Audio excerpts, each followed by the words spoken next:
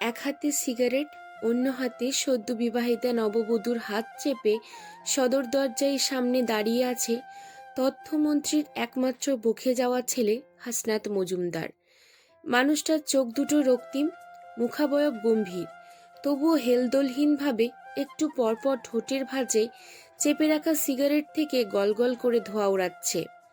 হঠাৎ তার উপস্থিতিতে কেঁপে উঠল বাড়ি পাহারারত সৈন্যদল। তাদের মাথা নিচু, মুখ বন্ধ, কাঁপছে বেনারসি পরিহিত ষোড়শী কন্যা রোদসীও।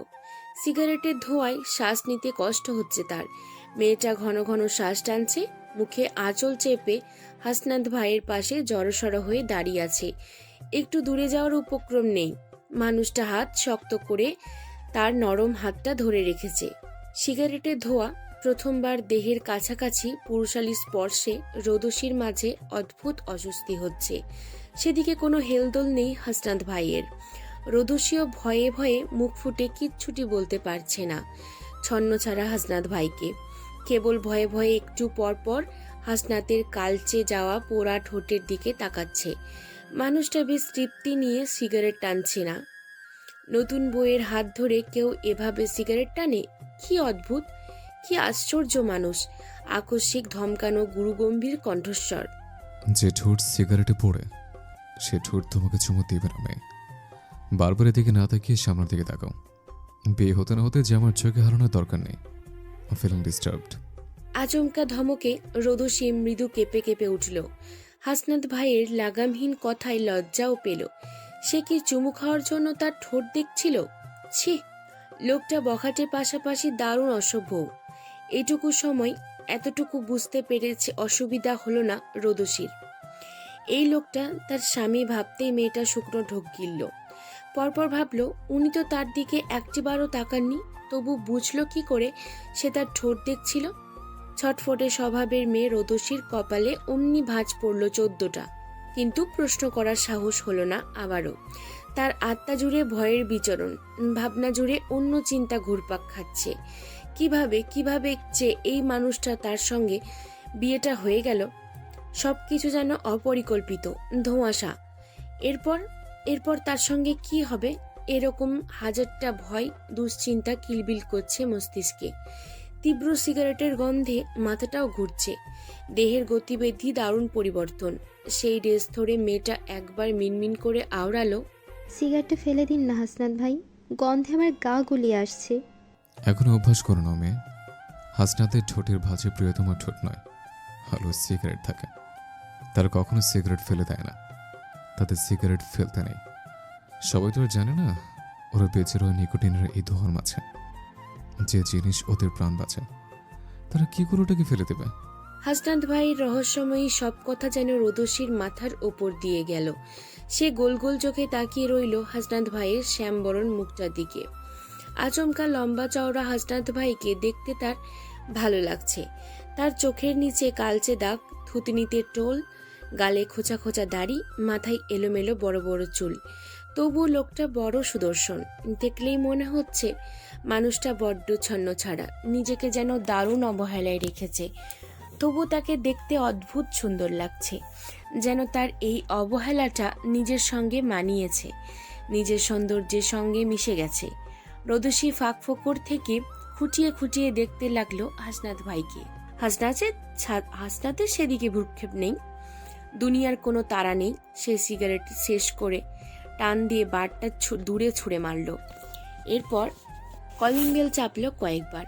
শব্দ পেয়ে তাৎক্ষণিক দরজা খুলতে ছুটে এলো মজুমদার বাড়ির ছোট মেয়ে হুমায়রা হমু। হাসি হাসি মুখে দরজা খুলতেই তার মুখটা ফ্যাকাশে হয়ে গেল। বড় আব্বুর বেয়াদব ছেলেটার পাশে কোনো এক মেয়েকে দেখে থমকে গেল। অষ্টাদশী হুমুর দুনিয়া। দেহের ভিতর চিনচিন করে উঠল কয়েকবার। আচমকা বুকে হাত চেপে বসে পড়ল মেয়েটা। হাসনাত ভাই দ্বিতীয়বার বিয়ে করেছে? তার পাশে নতুন বউ বুঝি? নারীতে অ্যালার্জি থাকা হাসনাত ভাই কিনা একটা মেয়ের হাত চেপে রেখেছে। কি সাংঘাতিক, কি সাংঘাতিক! আচমকা চিৎকার দিয়ে উঠল হুমু। ডাকলো, মা, বড় মা। মেয়েটার অনর্গল চিৎকার শুনে ছুটে এলো মজুমদার বাড়ির বড় গিন্নি নুজাইফা মজুমদার। উনি পড়ে থাকা হুমুকে ধরে বিচলিত ভঙ্গিতে শুধালো, কি হয়েছে? কি হয়েছে? বড় মা বলে দরজার দিকে আঙুল ইশারা করলো হুমু। নিজেও কোনো মতে উঠে দাঁড়ালো।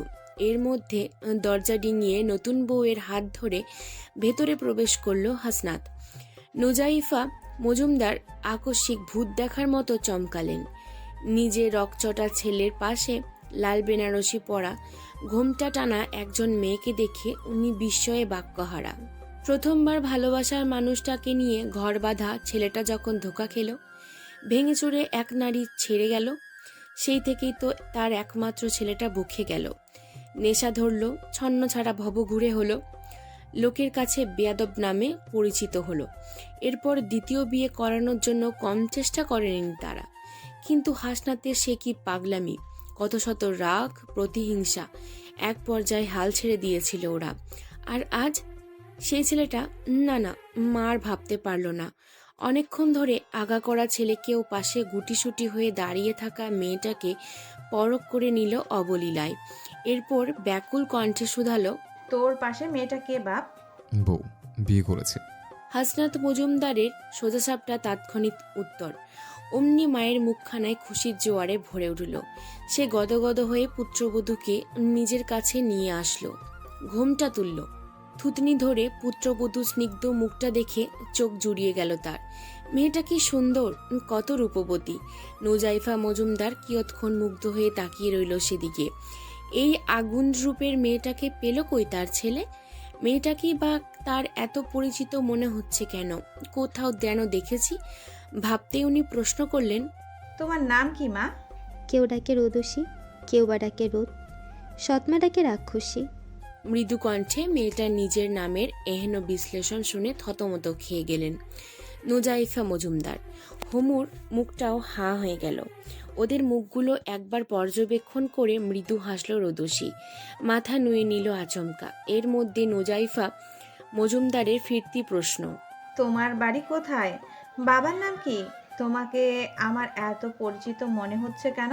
তোমারও তো বোনের বংশধর মা, পরিচিত মনে হওয়াটা অস্বাভাবিক কিছুই না।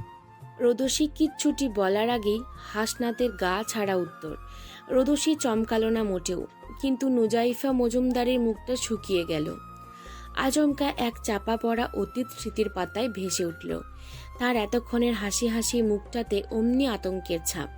উনি ছেলেকে উদ্দেশ্য করে সন্দিহান কণ্ঠে শুধালো, কি বলছিস?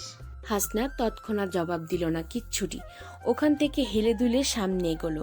যেতে যেতে গম্ভীর কণ্ঠে বলল একবার, আমি ভীষণ টায়ার্ড মা, বিশ্রাম প্রয়োজন। নুজাইফা মজুমদার কিচ্ছুটি বলতে যাবে, এর মধ্যে মজুমদার বাড়ির ছোট গিন্নি তনুজা ছুটে এলো। কি হয়েছে আপা? কি হয়েছে এখানে?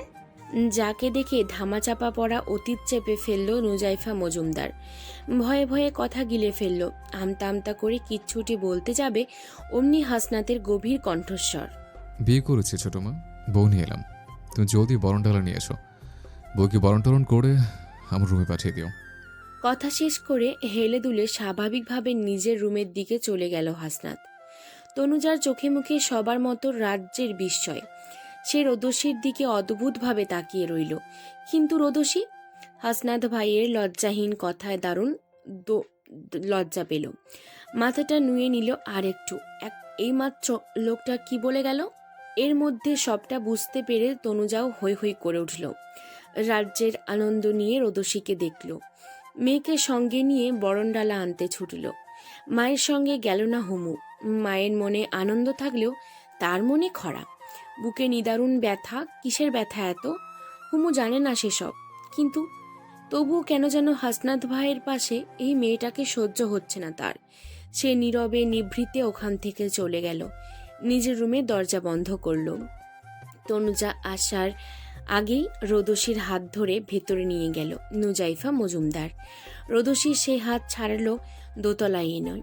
এরপর চোরা চোখে একবার আশেপাশে তাকিয়ে রোদসীকে সাবধান করে দিল, এ বাড়িতে যদি থাকতে চাও তবে তোমার বাবা মায়ের নাম ধাম গোপন রেখো। কেউ জিজ্ঞেস করলে কাউকে এই সত্যিটা বলবে না। একবার আমার সংসারে যে অশান্তি এসেছিল, আমি চাই না সেসব আবার আসুক। আমি তোমার সম্পর্কে খালা হলেও ওসব বলে ভুলেও আমায় ডাকবে না, মনে থাকবে? রোদসী স্বাভাবিক ভঙ্গিতে মাথা নাড়িয়ে বলল, থাকবে। এতক্ষণ তার মনে অজানা একটি চাপা ভয় ছিল, এখন হঠাৎ কেন যেন সেটা আর নেই। আর আচার আচরণ স্বাভাবিক, নতুন বউয়ের মতো লাগছে না। মেয়েটাকে আবারও কিয়ৎক্ষণ তীক্ষ্ণ চোখে রেখে নিল নুজাইফা মজুমদার। মনে মনে আওড়ালো, অদ্ভুত মেয়ে তো। তার মাথার ভেতরে একগাদা প্রশ্ন ঘুরপাক খেলেও কিচ্ছুটি আর করল না। ছেলের রুমটা দেখিয়ে বলল, এটা হাসনাতের রুম, তুমি ভেতরে যাও। নুজাইফা মজুমদার চিন্তিত ভঙ্গিতে আবারও নিচে চলে গেল। তার মাথায় নানা চিন্তা ঘুরপাক খাচ্ছে। হাসনাতের বাবা তারেক মজুমদার এখনো বাড়ি ফেরেনি ছোট ভাই হুমায়ুনও। ওনারা দুই ভাই যদি এসব ঘুণাক্ষরেও টের পায়, কেলেঙ্কারি ঘটে যাবে। রাজ্যে ত্রাসে বুক ভার হলো মায়ের। ছেলে এতদিন বিয়ে করেনি, ভালোই ছিল। এখন বিয়ে করে মাকে কি এক মুসিবতে ফেললো। ওর কি বিয়ে করার জন্য দুনিয়ায় আর কোনো মেয়ে ছিল না? বেঁচে বেঁচে তার সেই বোনটার মেয়েকেই বিয়ে করতে হলো। উফ, কি জ্বালা! তার মন্ত্রী সাহেব যদি কিচ্ছুটি টের পায়, ছেলের সঙ্গে সঙ্গে তাকে ঘর থেকে বিদেয় করবে। এবার বুড়ো বয়সে ঘর ছাড়তে হবে। এইটুকু ভাবতেই নুজাইফা মজুমদারের গলা শুকিয়ে গেল। কিন্তু রোদসী কত স্বাভাবিক। বড় খালা যেতেই সে এক পা দুপা করে পরিচিতদের মতো সামনে এগুলো। যদিও এ বাড়িতে সে আজ প্রথমবার এসেছে, খালার বাড়ি হলেও আগে পিছে কখনো দেখার সৌভাগ্য হয়নি। তার ভাগ্যটাই যে সবার থেকে আলাদা। ফোঁস করে শ্বাস ছাড়ল রোদসী। আশেপাশে চোখ পুরালো কয়েকবার। দোতলা বিশিষ্ট এই বাড়িটি খুব সুন্দর। চারপাশে রাজকীয় ছাপ, মনে হচ্ছে বাড়িটি খুব যত্ন করে বানিয়েছে মজুমদার সাহেব। রোদসীর ছোট্ট এই জীবনে এত সুন্দর বাড়ি সে কখনো দেখেনি, তাই কিয়ৎক্ষণ আগ্রহ নিয়ে দেখল। পরপর নিজেকে ঝেড়ে সামনে এগোলো। আচমকা পিছন থেকে কারো হুঙ্কার, এই মেয়ে দাঁড়াও, ওদিকে কোথায় যাচ্ছ? বাসর ঘরে আধ হাত ঘুমটা টেনে বসে বসে সদ্য বিবাহিত স্বামীর জন্য অপেক্ষা করছিল ষোড়শী কন্যা রোদসী।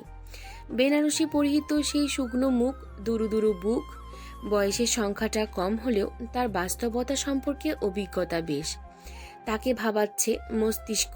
সবার মতো কি হাসনাত ভাইও আজ তার সঙ্গে জোর জবরদস্তি করবে, নাকি মানুষটা তাকে তাড়িয়ে দেবে? হাসনাত ভাইকে নিয়ে তার যত ভাবনা।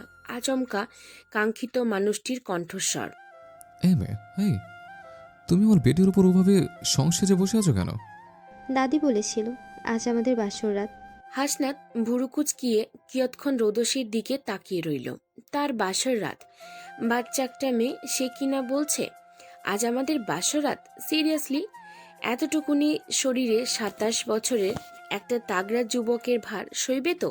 অমনি হাসনাত বাঁকা হাসল। জড়সড় হয়ে বসা রোদসীর দিকে দুকদম এগিয়ে শুধালো, তুমি কি এখন আমার সঙ্গে বাসর করতে চাইছ? সেরকম প্রস্তুতি নিয়ে এসছো তো? নিজের কথার বেড়াজালে আটকে গেল রোদসী। শুকনো মুখে ঢোক গিলল কয়েকটা। হাসনাত ভাইয়ের কথা শুনে দারুণ লজ্জাও পেল সে। ছি, তখন কথাটা মুখ ফসকে বেরিয়ে গেল আচমকা। সে তো একবারও এরকমটা ভেবে বলেনি।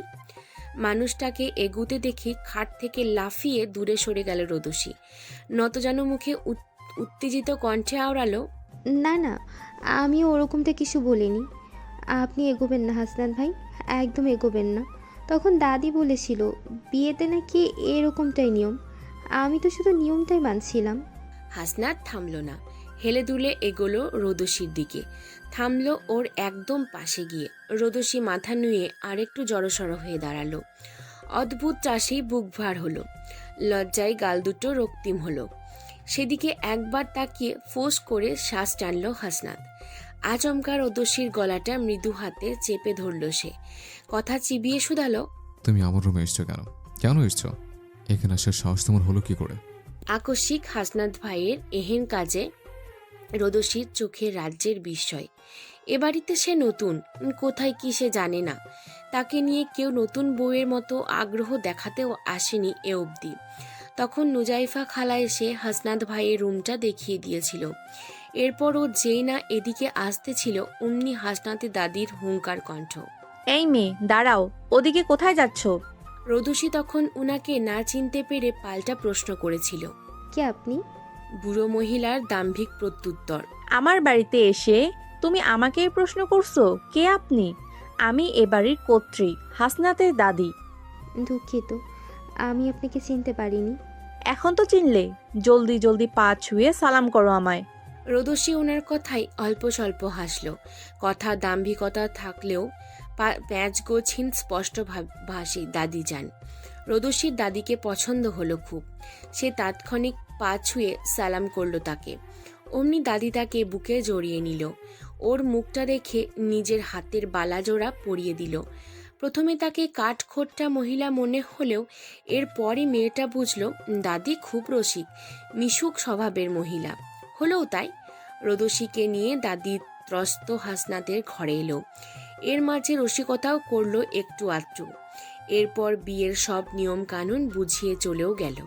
হাসনাত ভাই তখন নিজের রুমে ছিল না, নিরিবিলি ছাদে ছিল বোধহয়। এক ফাঁকে সেসব মনে করে। রোদসী ছোট্ট করে শ্বাস ফেলল।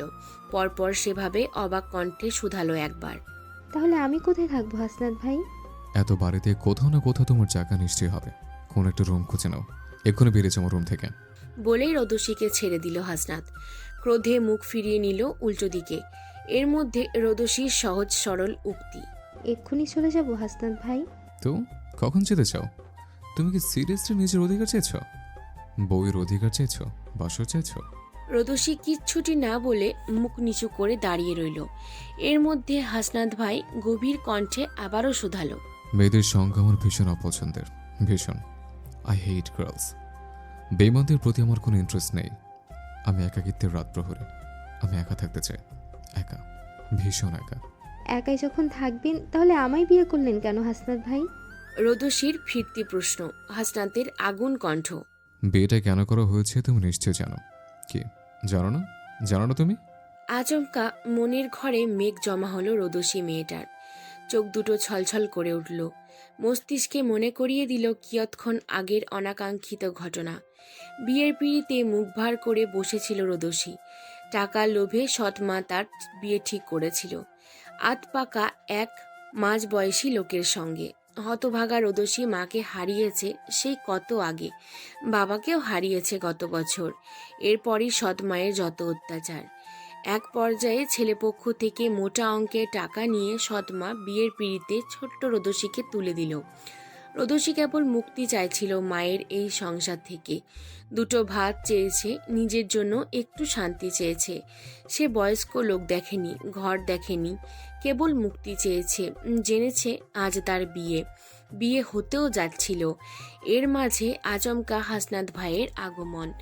বয়স্ক লোকের সঙ্গে এতটুকু বাচ্চা মেয়ের বিয়েতে তার ঘোর আপত্তি, কিন্তু ওর সৎমা কিছুতেই বিয়ে ভাঙবে না। সে কি কাহিনী! ঘাট তেরা হাসনাত ভাইও রোদসীর সঙ্গে বুড়োটার বিয়ে হতে দেবে না। সে আচ্ছা মতো ধোলাই দিল লোকটাকে। লোকটার গুন্ডামি তোপে রোদসীর বিয়েটা ভেঙে গেল।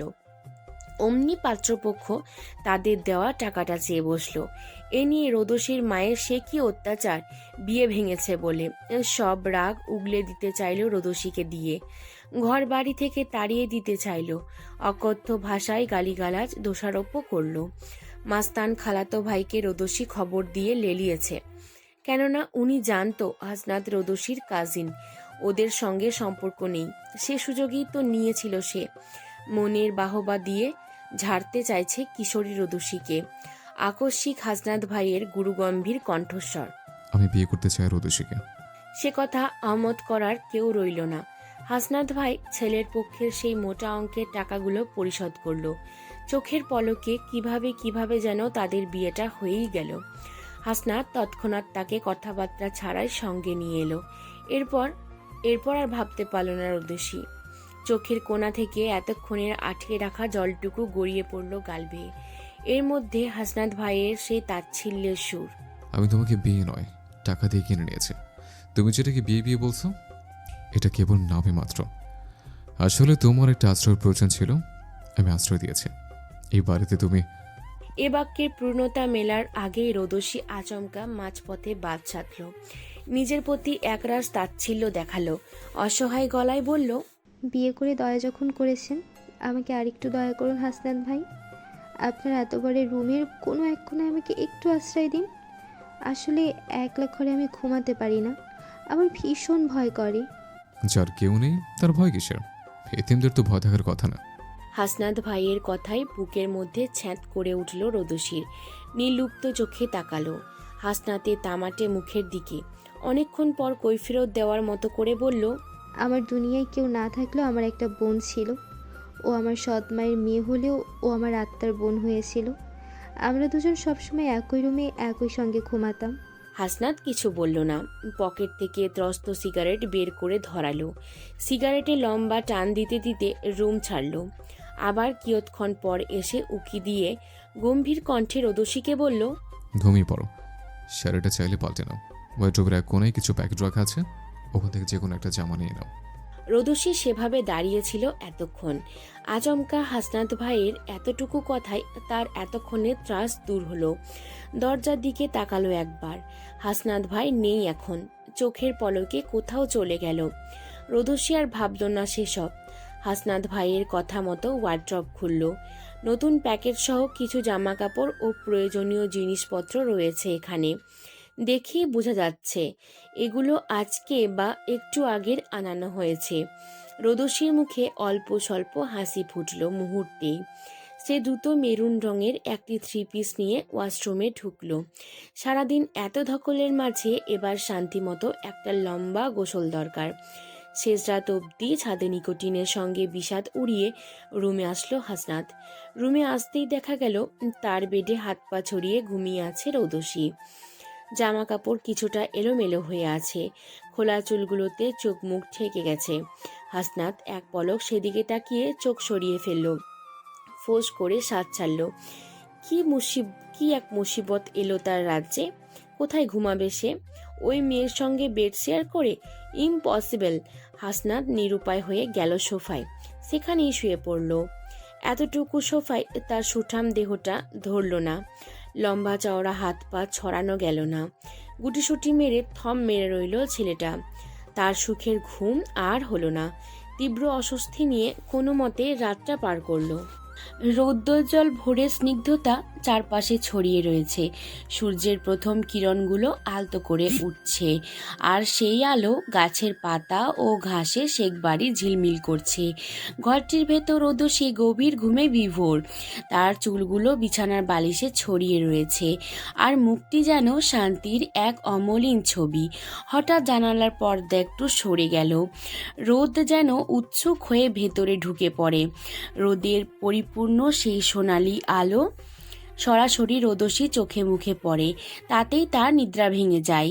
তার চোখে আলোর প্রথম ছোঁয়া লাগতেই মুখে একটি কোমল হাসি ফুটে ওঠে।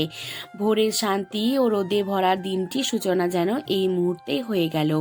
রোদসী আড়মোড়া ভেঙে বিছানা ছাড়ে, চারপাশে তাকিয়ে বেলা অনুভব করে। আচমকা দেওয়ালে থাকা ঘড়িটির দিকে চোখ যেতেই মেয়েটা চৈতন্যে ফিরে। বেলা 9টা। এতক্ষণ সে ঘুমালো কি করে?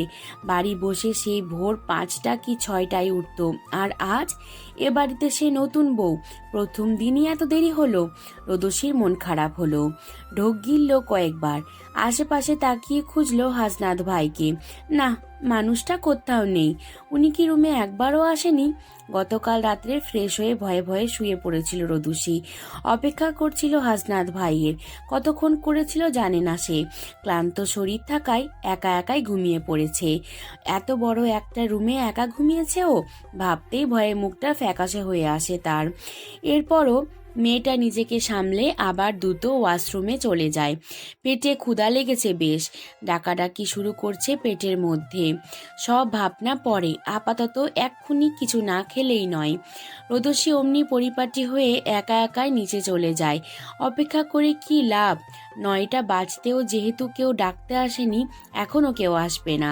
কখনো কখনো নিজের অবস্থানটি নিজে নিজেই তৈরি করে নিতে হয়। বিশাল বড় ডাইনিং টেবিলে সকালের খাবারের আয়োজন করেছিল নুজাইফা শেখ। অমনি পিছন থেকে মৃদু আওয়াজ করল কেউ। শাশুড়ি, কি করছেন? নুজাইফা খানিকটা চমকালেন। ব্যস্ত হাতে থামলো আপনা আপনি। পিছনে ফিরে হাসি হাসি মুখে রোদসীকে দেখতে পেয়ে ভ্রু কোঁচকালেন। কি অদ্ভুত যাকে ডাকলো মেয়েটাকে তাকে। নুজাইফা শেখ ফোঁস করে উঠল, চাপা কণ্ঠে শোধালো, এই মেয়ে শাশুড়ি, এটা আবার কেমন রাগ? রোদসির গলার স্বর তার থেকেও চাপা হলো। সে দুপা এগিয়ে নুজাইফা শেখের পাশাপাশি দাঁড়ালো। চারপাশে একবার চোখ বুলিয়ে ফিসফিস করে শুধালো, আপনি তো বলেছিলেন আপনাকে খালা বলে ডাকা যাবে না। আশ্চর্য, তাই বলে তুমি শাশুড়ি ডাকবে? তাহলে কি আপনাকে শ্বশুর ডাকলে বেশি খুশি হতেন? এই মেয়ে, তুমি আমার সাথে ইয়ার্কি মারছো? বড় খালা রাগান্বিত মুখটা দেখে রোদসী অল্প স্বল্প হাসলো। পরপর ডাইনিংয়ের একটা ভিড়ানো চেয়ার টেনে বসতে বসতে আওড়ালো, আমি এখন একদম ইয়ার্কি করার মুডে নেই শাশুড়ি। আমি দুটো ভাত দিবেন, বড় খিদে পেয়েছে। শ্বশুর বাড়িতে প্রথম রাতেই আমার উপসে কেটেছে। আপনার কি সে খেয়াল আছে? মেয়েটার এহেন কথায় বেশ লজ্জা পেল নুজাইফা। গতকাল সত্যি তো মেয়েটাকে খাওয়ানো হয়নি, নিজেও খায়নি রাজ্যের চিন্তায়। নুজাইফা শেখ দ্রুত সবার আগে রোদসীকে খেতে দিল, নিজেও পাশে দাঁড়িয়ে রইল। রোদসী আচার দিয়ে চিকেন খিচুড়ি খাচ্ছে বেশ আয়েশ করে। সেদিন এক দৃষ্টিতে তাকিয়ে রইল নুজাইফা শেখ। মেয়েটার মধ্যে যেন সে তার বোনকে দেখছে। ওর চেহারার গড়ন, চঞ্চলতা, কথার বাচনভঙ্গি সবটাই যেন মায়ের মতো। নুজাইফা শেখের চোখ ভিজে এলো আচমকা। কতদিন হয় তার ছোট বোনটাকে দেখে না সে। নিজের সংসার রক্ষার্থে বোনের প্রতি ক্ষোভ দেখিয়ে যোগাযোগ করেনি বহুকাল। আচ্ছা, কেমন আছে মাধবী? স্বামীর সংসারে সুখে আছে তো? তার ভাবনার মাঝে আচমকা রোদসীর কণ্ঠস্বর। আপনি কাঁদছেন শাশুড়ি? নুজাইফা চোখ মুছার তারা দেখালো না, সেভাবে ভেজা কণ্ঠে শুধালো, তোমার মা কেমন আছে রোদ? এক লোকমা খিচুড়ি মুখে নিচ্ছিল রোদসী। নুজাইফা শেখের কথায় তার হাত থেমে যায় কিছুক্ষণের জন্য। বুকের মাঝে ধাক্কা খেলো কয়েকবার, যেন তারা মনে করিয়ে দিচ্ছে তোর মা নেই, তুই এতিম, তুই এতিম। রোদসী ফোঁস করে শ্বাস ছাড়ল। এটা কি দীর্ঘশ্বাস নাকি নিজের প্রতি তাচ্ছিল্যের সুর? কিচ্ছু বোঝা গেল না। মেয়েটা তাৎক্ষণিক নিজের হাতের খিচুড়ির লোকমা মুখে পুরে মিহিস্বরে শুধালো, আমার মা আকাশে তারা হয়ে গেছে। আমি তো জানি না উনি কেমন আছে। বোধহয় ভালোই আছে। নুজাইফা সারা অঙ্গ কেঁপে উঠল আচমকা। দেহ ঝাঁকুনি দিল কয়েকবার। তার বোনটা নেই, নেই তার বোনটা। বোনের প্রতি অভিমান আছে, তাই বলে তার মৃত্যুতে কখনো চায়নি সে। নুজাইফা শেখের বুকের মধ্যে ছ্যাঁত করে উঠল। উনি ধরা গলায় একবার আওড়ালো, কি বলছো তুমি? রোদসী ছলছল চোখে হাসলো একবার, বলল, আমার মা বাবা কেউ নেই শাশুড়ি, আমি এতিম। মেয়েটার কথা কেমন অসহায় শোনালো। নুজাইফা শেখ নিজেকে সামলাতে পারল না আর। পেতে রাখা একটি চেয়ারে ধপ করে বসে পড়ল। চোখের কোণা দিয়ে অশ্রু গড়িয়ে পড়তে লাগলো অনবরত। মানুষটা শূন্য দৃষ্টিতে তাকিয়ে রইল। নিজেকে বড় অপরাধী মনে হচ্ছে আজ। তার বোনটা যে এই দুনিয়াতে নেই সে খবরটা অবধি উনি জানত না। ছি ছি। নুজাইফা শেখ বেশ কয়েকবার কাঁপা কাঁপা কণ্ঠে আওড়ালো, মাধবী, মাধবী, মাধবী। মুহূর্তেই স্মৃতির পাতায় ভেসে উঠল বোনের সঙ্গে করা খুনসুটি। সেই সঙ্গে স্মৃতির ফাঁকফোকর থেকে সেই অতীত। নুজাইফারা ছিল শুধু দু বোন, বাবা মাকে নিয়ে সুখী সংসার। সে ছিল বড়, মাধবী ছোট। কলেজে পড়াকালীন পারিবারিকভাবে তার বিয়ে হয়ে যায় তারেক শেখের সঙ্গে। তখন মাধবীর বয়স 14 কি 15। এর মধ্যে 5 বছর পরই তার বাবা মা দুজন একসঙ্গে রোড অ্যাক্সিডেন্টে মারা যায়। মাধবীর আর কেউ রইল না।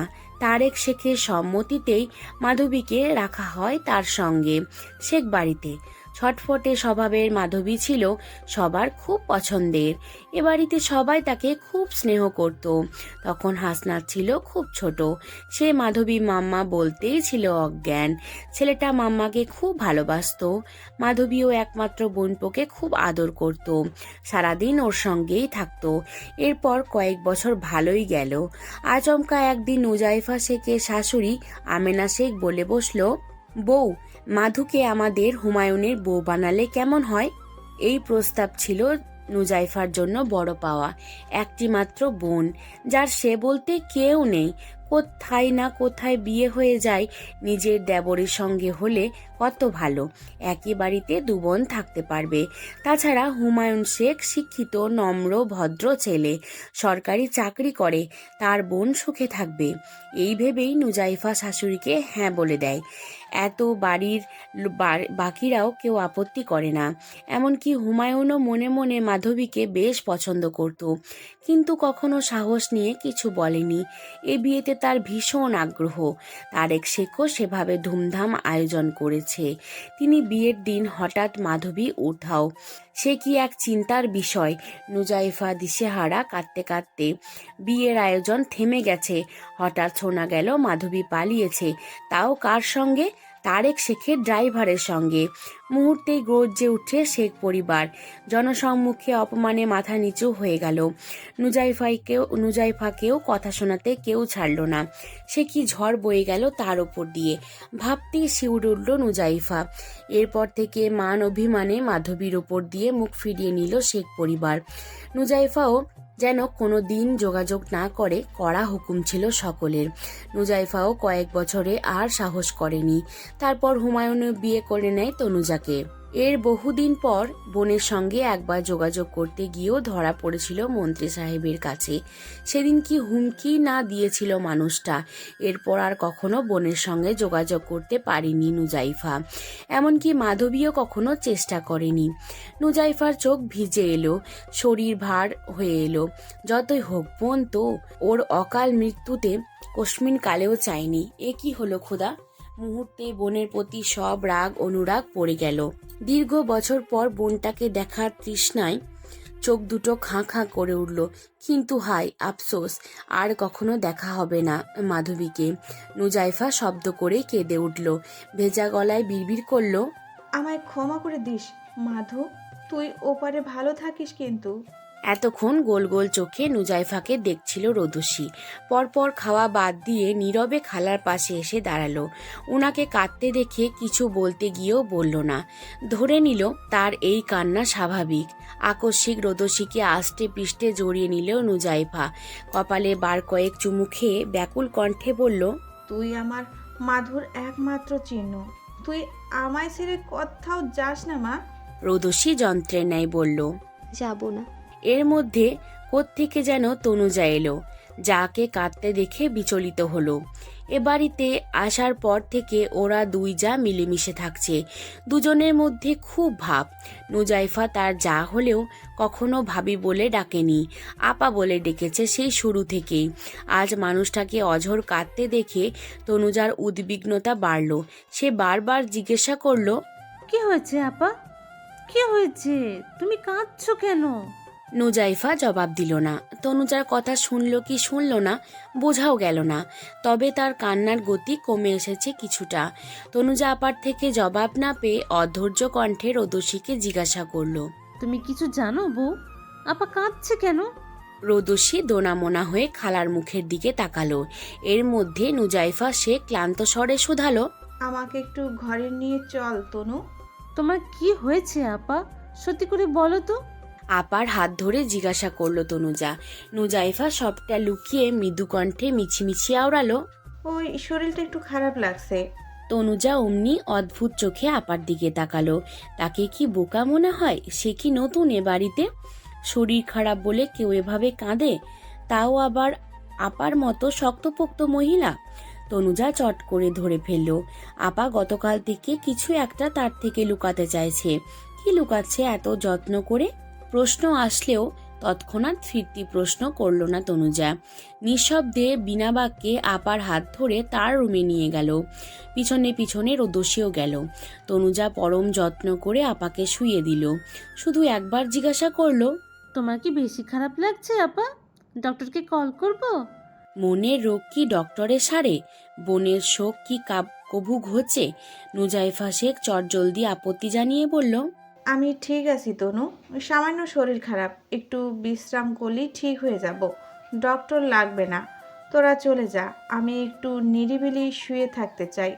যাওয়ার সময় আলোটা নিভিয়ে দরজাটা ভিড়িয়ে দিয়ে যাস। তনুজা আগাগোড়া খুঁটিয়ে একবার নুজাইফাকে দেখে নিল। এরপর রুমের আলো নিভিয়ে রোদসীকে পরিচিতদের মতো করে বলল, চলো রোদ, আমার সঙ্গে চলো। রোদসী তার পিছু নিল। তনুজা ত্রস্ত এলো রান্নাঘরে। তারেক শেখ ও হুমায়ুন দুভাই জিমে গিয়েছে, এক্ষুনি আসবে বোধহয়। এসেই তারা নাস্তার টেবিলে আসবে, সেই সঙ্গে বাড়ির সকলে। এখানেও কিছু কাজ বাকি রয়েছে এখনো। নুজাইফা সেটুকু করতে ব্যস্ত হয়ে পড়ল। রোদসীও দ্বিধাদ্বন্দ্ব নিয়ে চাচু শাশুড়ির সঙ্গে কাজে হাত লাগালো। দাঁড়িয়ে দাঁড়িয়ে কারো কাজ দেখার স্বভাবটা তার নেই, কিন্তু তাকে তাৎক্ষণিক থামিয়ে দিল তনুজা। নতুন বউকে দিয়ে আজই কাজ করাবে কেন? সে কি এতটাই অক্ষম? অমনি উনি বাচ্চা দিল। কি করছো রোদ? তোমাকে কিছু করতে বলছি আমি? তুমি আমার পাশে দাঁড়িয়ে দাঁড়িয়ে কাজগুলো দেখো, এরপর না হয় কদিন গেলে আমাদের সাহায্য করো। রোদসীর কাজের হাত থেমে গেল আচমকা। তনুজার কথায় কেমন মা মা গন্ধ মিশে আছে। রোদসীর কি যেন হলো, কেমন চোখের জল চলে এলো। কতগুলো দিন এরকম কথা শোনেনি সে। অপরদিকে তনুজা বিচলিত হলো। মেয়েটা কাঁদছে কেন? সে কি কঠিন কিছু বলেছে?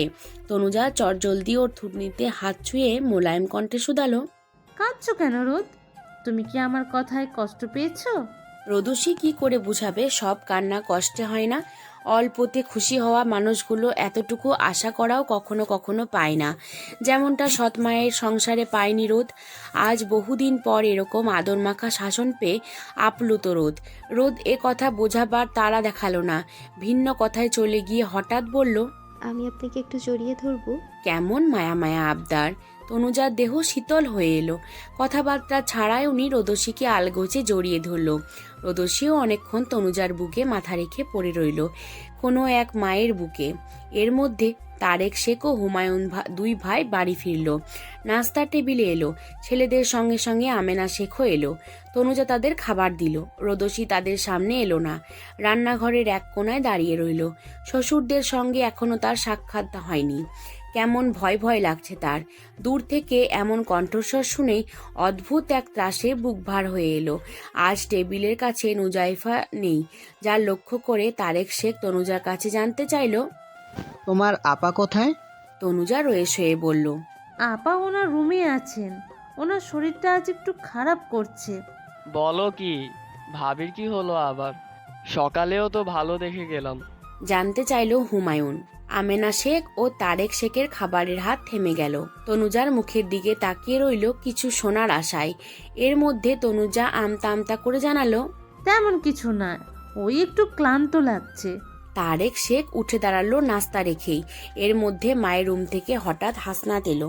বাবাকে মাঝপথে থামিয়ে দিয়ে বলল, মা ঠিক আছে, আপনি নাস্তাটা খেয়ে তারপর যান। তারেক শেখ বিস্ময় নিয়ে ছেলেকে দেখল। হাসনাত সেসব পাত্তা না দিয়ে হেলে দুলে নাস্তা টেবিলে বসলো।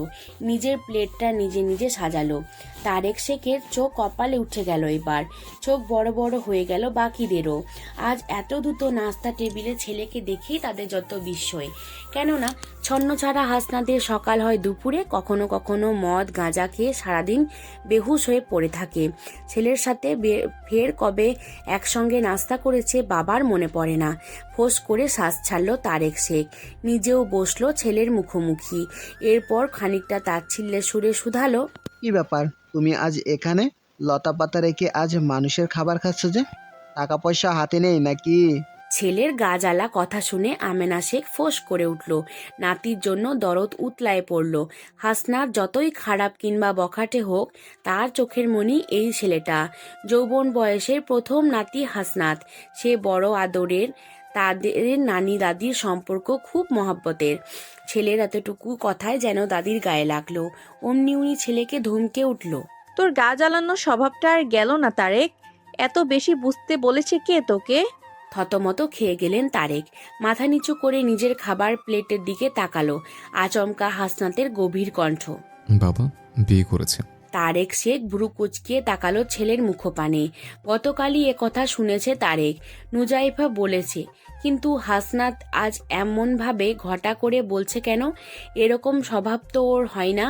বেয়াদব ছেলেটা কি তার সঙ্গে ইয়ার্কি করছে? তারেক সাহেবের কুচকে যাওয়া ভুরু জোড়া করে আরও একটু বাঁকা হলো।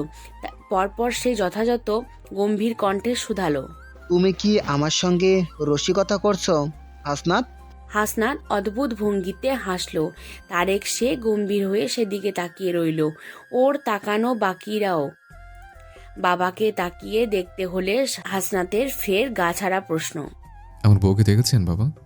তারেক শেখ তপ্ত শ্বাস ছাড়ল। নতুন পুত্রবধূকে দেখার আগ্রহ দেখালো না। তবে তার একটা প্ল্যান রয়েছে। খালি হাতে তো আর নতুন বউকে দেখা যায় না। ছেলে হুট করে বিয়ে করেছে, এতে বাবা খুশি না হলেও অখুশি না। তারেক শেখ ছেলের সঙ্গে অহেতুক কথাবার্তা না বাড়িয়ে নিজের খাওয়ায় মনোযোগী হলো। কিন্তু হাসনাত থেমে নেই। ঘটা করে যেন নিজের বউকে বাপ চাচাদের দেখাতে চাইছে, এরকম একটা ভাব তার মধ্যে। সে ত্রস্ত হুমকে উদ্দেশ্য করে বলল, এই হুমো, তোর ভাবি কোথায় রে? এখানে ডেকে নেয় তো। হুমু সবেমাত্র নাস্তার টেবিলের কাছে আসছিল। উদ্দেশ্য মানুষটাকে এক নজর দেখবে। এর মধ্যে হাসনাত ভাইয়ের কথা শুনে তার গা জ্বলে গেল। কত ঢং তার! এক রাতেই বইয়ের প্রতি কত ভালোবাসা উতলে পড়ছে। এই যে হুমু সারা রাত কেঁদেছে, নির্ঘুম কাটিয়েছে, সে খবর কি একটিবার কেউ নিয়েছে? বুঝেছে কেউ তাকে? তবুও বেহায়ার মতো আজও হাসনাত ভাইকে এক নজর দেখার লোভ সামলাতে পারেনি সে।